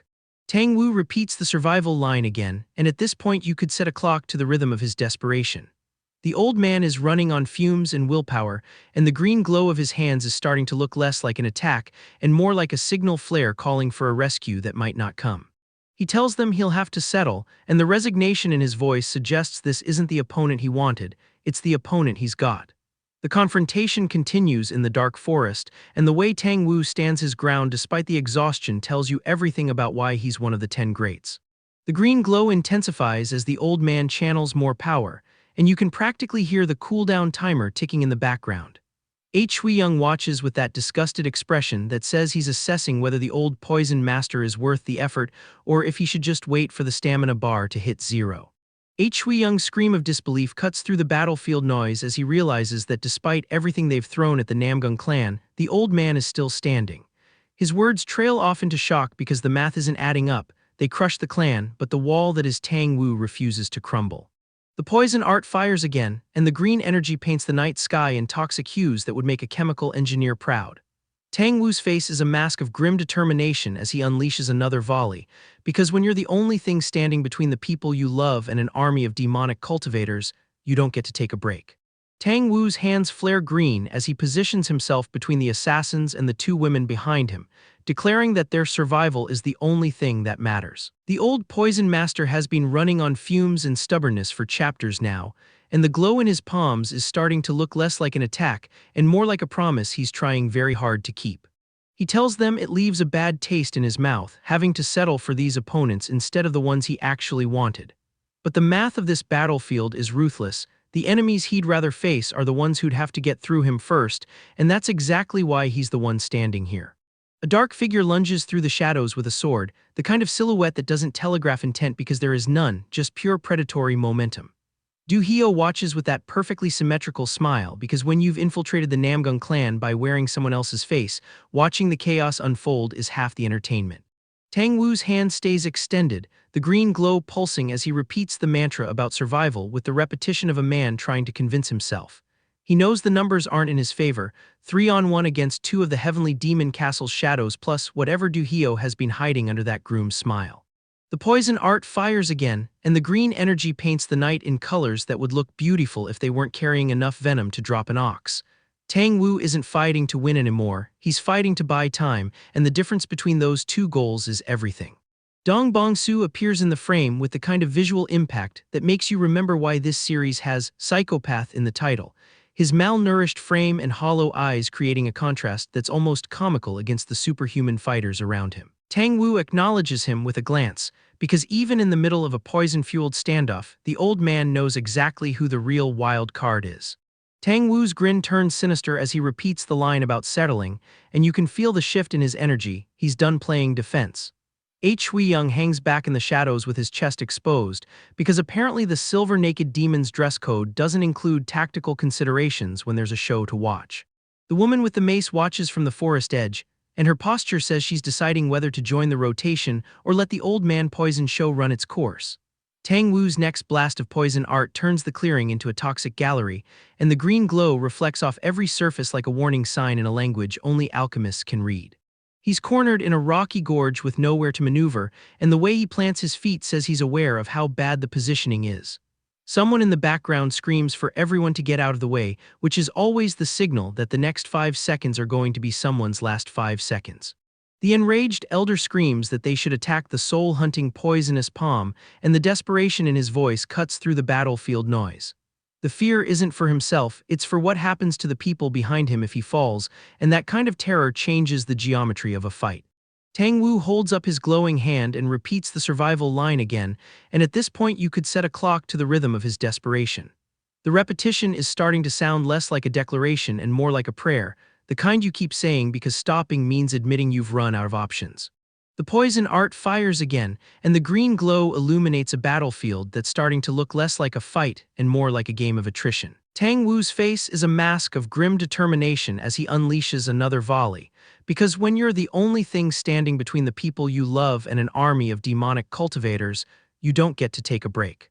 He's been saying the same line across multiple pages now, and the visual repetition is starting to feel like a loop, the old man stuck in a cycle of attack, defend, protect, repeat. The glow on his hands pulses with the rhythm of someone who's running on fumes, and you start to wonder how many more of these volleys he has left in the tank before the green light flickers out. Another poison blast erupts from his palms, and the toxic aura spreads across the battlefield like a slow-motion mushroom cloud. Young watches from the shadows with blood on his robe and a smile that suggests he's already planning the next phase of his attack, because for him this isn't a battle, it's entertainment. The survival line comes again, and this time the terror in Tang Wu's voice cuts deeper than any battle cry could. This is a man who has faced down demonic cultivators and poison masters with a smirk, and now he's genuinely afraid. A warrior with spiky hair lunges forward, sword extended, and the sound effect that accompanies his charge is the kind of noise that says, "This is going to hurt." Dong Bong-soo moves into frame with that dead-eyed stillness that makes everyone around him uncomfortable. And the contrast between the screaming berserker and the silent psychopath is the kind of visual storytelling that deserves a screenshot. Tang Wu's eyes go wide as he senses the toxic aura closing in, and his hand reaches out in a gesture that's equal parts warning and plea. The repetition of the survival line is starting to feel like a countdown. Each time he says it, the window for escape gets a little smaller. The poison blast expands outward in a wide shot that captures the scale of the conflict, 3 shadowy figures advancing through the forest as Tang Wu's green energy flares between them. The visual says everything about who's outnumbered and who's cornered, and the geometry of the scene makes it clear that the old man's survival is going to come down to how creatively he can use his environment. Another volley of poison art erupts from his hands, and the green light paints the trees in shades that would make a chemical engineer proud. The pure volume of toxins he's outputting is starting to look less like a sustainable fight strategy and more like a man burning through his reserves to make a point. Tang Wu's hand reaches out with the survival line again, and his eyes are wide with the kind of terror that doesn't come from facing death. It comes from facing the possibility that you might not be enough. This is the moment where the old poison master realizes that being one of the 10 greats doesn't mean you can't be outmatched when the numbers game tilts too far. 3 figures converge in the dark forest, Young with his bare chest and silver mane, water shadow flanking from the side, and a third attacker closing in while Tang Wu's back is turned. The old man says it leaves a bad taste in his mouth, but the resignation in his voice suggests this isn't the opponent he wanted, it's the opponent he's got. Dong Bong-soo charges forward with a sword, his dark hair wild and his expression carrying none of the calm he usually wears. The psychopath is actually showing emotion, and that alone tells you the stakes here are different. Tang Wu tells them again that he'll have to settle, and the grim set of his jaw says he's already calculating how much damage he can do before the Kai runs dry. The attack comes anyway, because in this genre villains don't respect warnings, they respect results. The old man gasps as something strikes him, a sound that's equal parts pain and surprise escaping his lips. His glowing hand reaches out one more time, and the survival line comes through gritted teeth because even if he can't win, he refuses to stop trying. The poison art fires yet again, and the green energy paints the night sky in toxic hues that would look beautiful if they weren't carrying the weight of a dying man's last stand. Tang Wu's eyes are wide with terror and fury mixed together, and the expression on his face belongs to someone who's decided that if he's going down, he's taking as many of them with him as possible. His hand extends in a desperate reach, the green glow flaring like he's trying to hold onto something that's slipping through his fingers. The repetition of the survival line at this point has become a heartbeat steady, automatic, the only thing keeping him going. A monstrous figure with wild eyes and blood-splattered skin lunges forward with a sound effect that translates to a full-body impact. The berserk state of someone pushed past their limits is a terrible thing to witness, and Tang Wu's crazed grin says he's crossed a threshold that normal fighters don't come back from. The old man reaches out with his glowing hand, and this time the desperation in his voice is almost too raw to watch. He's not just saying the survival line anymore, he's begging the universe to let him keep that promise. Tang Wu's poison blast erupts in a wide shot that shows the full geometry of the battlefield, two figures in the distance caught in the spread as a third watches from the foreground. The visual tells you everything about who's on which side and who's about to get caught in the crossfire. The survival line echoes through the clearing one more time, and the green glow pulses like a beacon in the dark. Tang Wu is running on fumes and willpower at this point, and the glow on his hands is starting to look less like an attack and more like a signal flare calling for a rescue that might not come. Dongbong Su lunges forward with a sound effect that captures the sudden violence of his movement. There's no wind-up, no telegraph, just pure predatory acceleration.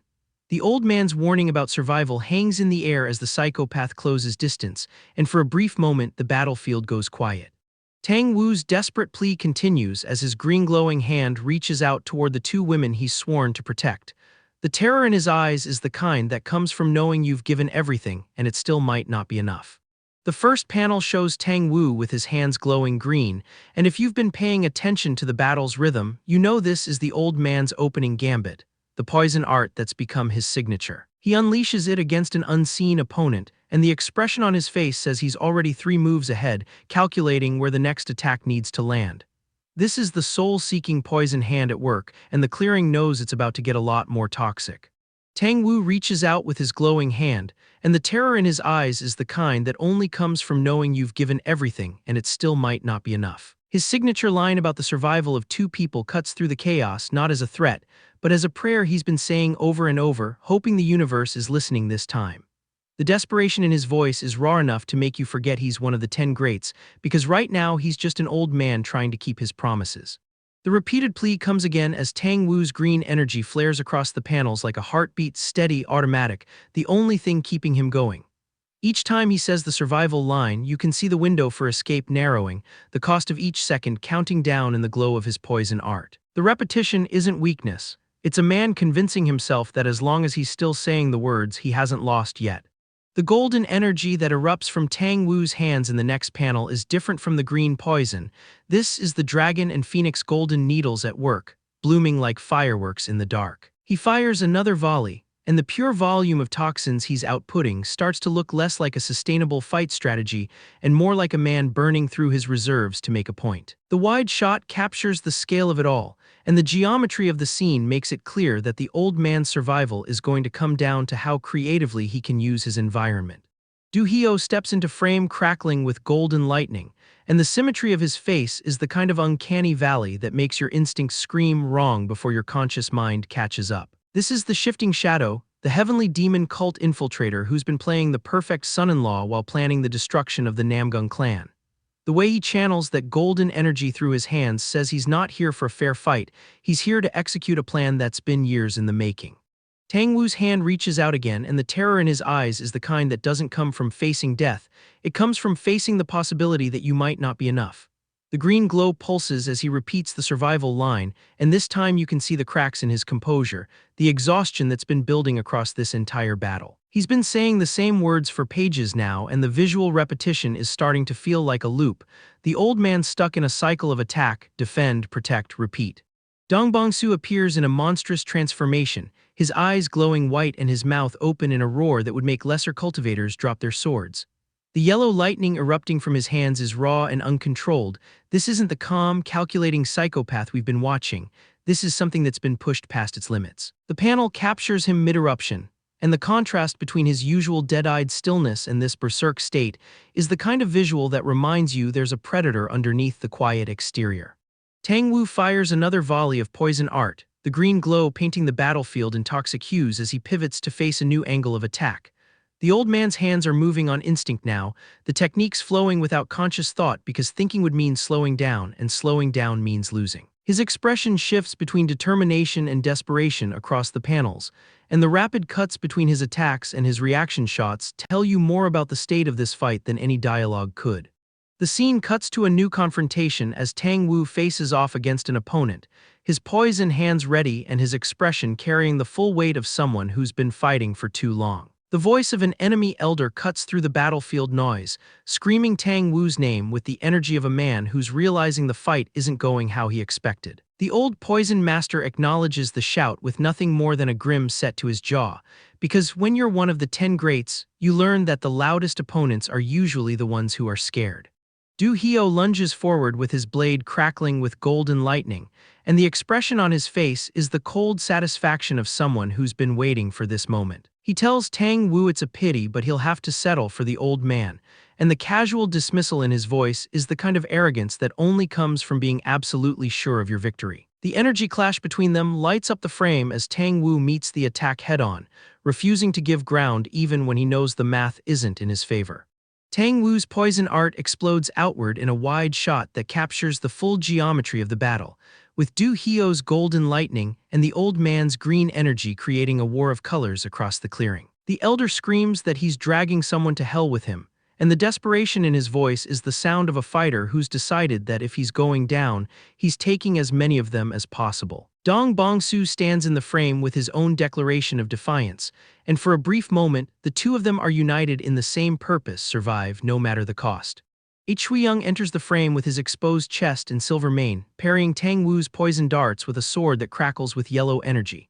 The silver-naked demon's presence shifts the dynamics of the fight, where Du Hyo was methodical, Shui-young is chaotic. Grinning through the clash like this is entertainment rather than combat. Tang Wu's barrage of Chuhan flying butterflies meets an equal opponent, and you can see the calculation in the old man's eyes as he adjusts his strategy to account for this new variable.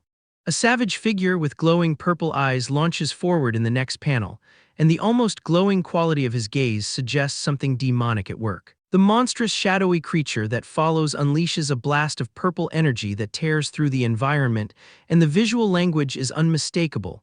These are the heavenly demon cult's heavy hitters, the kind of fighters who don't care about collateral damage. Tang Wu has to split his attention between multiple threats now, and the stress is starting to show in the frantic rhythm of his attacks. Tang Wu's hand shoots out again with the survival plea, and the wide shot shows the full scope of the situation: the old man, two young women somewhere behind him, and a wall of enemies closing in. He repeats the line about settling for his opponents, but the resignation in his voice suggests this isn't the fight he wanted. It's the fight he's got. The green glow on his hands pulses with the rhythm of someone who's running on fumes, and you start to wonder how many more of these volleys he has left in the tank before the light flickers out.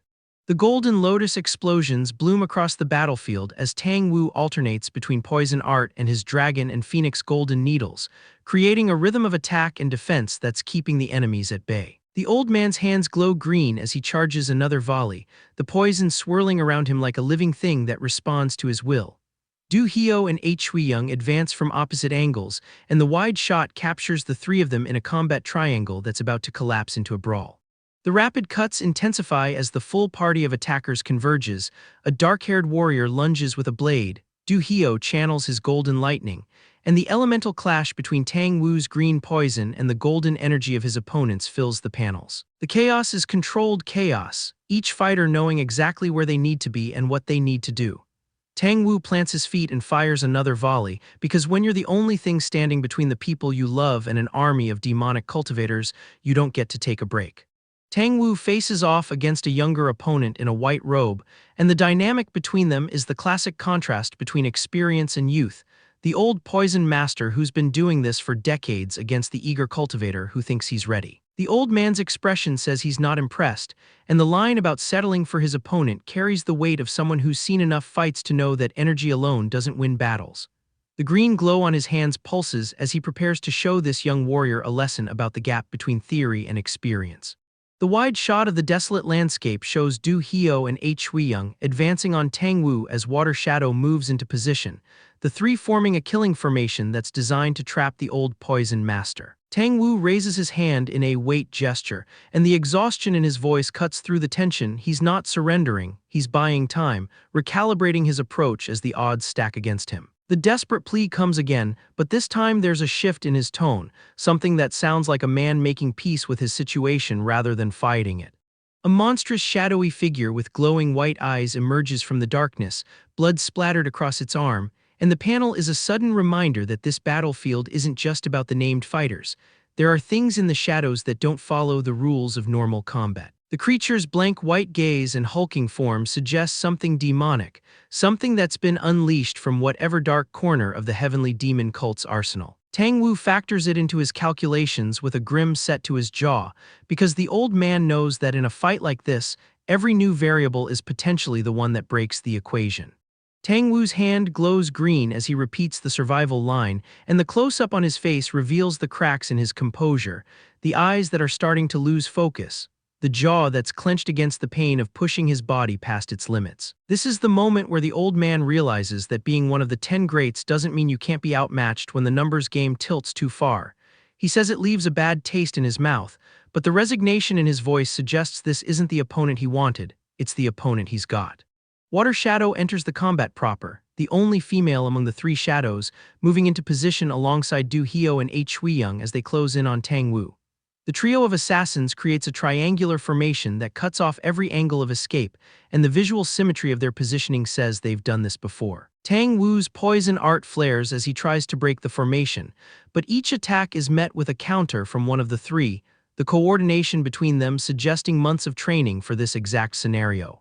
The old man's desperation peaks as he realizes the trap closing around him, the green glow of his hands casting shadows across his face that make him look older, more fragile than the image he usually projects. The survival line comes through gritted teeth, and the close-up on his hand reaching out is the visual equivalent of a man grasping at something that's slipping through his fingers. The enemy's surprised question about hidden weapons on the floor suggests that even in his desperate state, Tang Wu has been playing a longer game than anyone realized, setting up contingencies that might just turn the tide.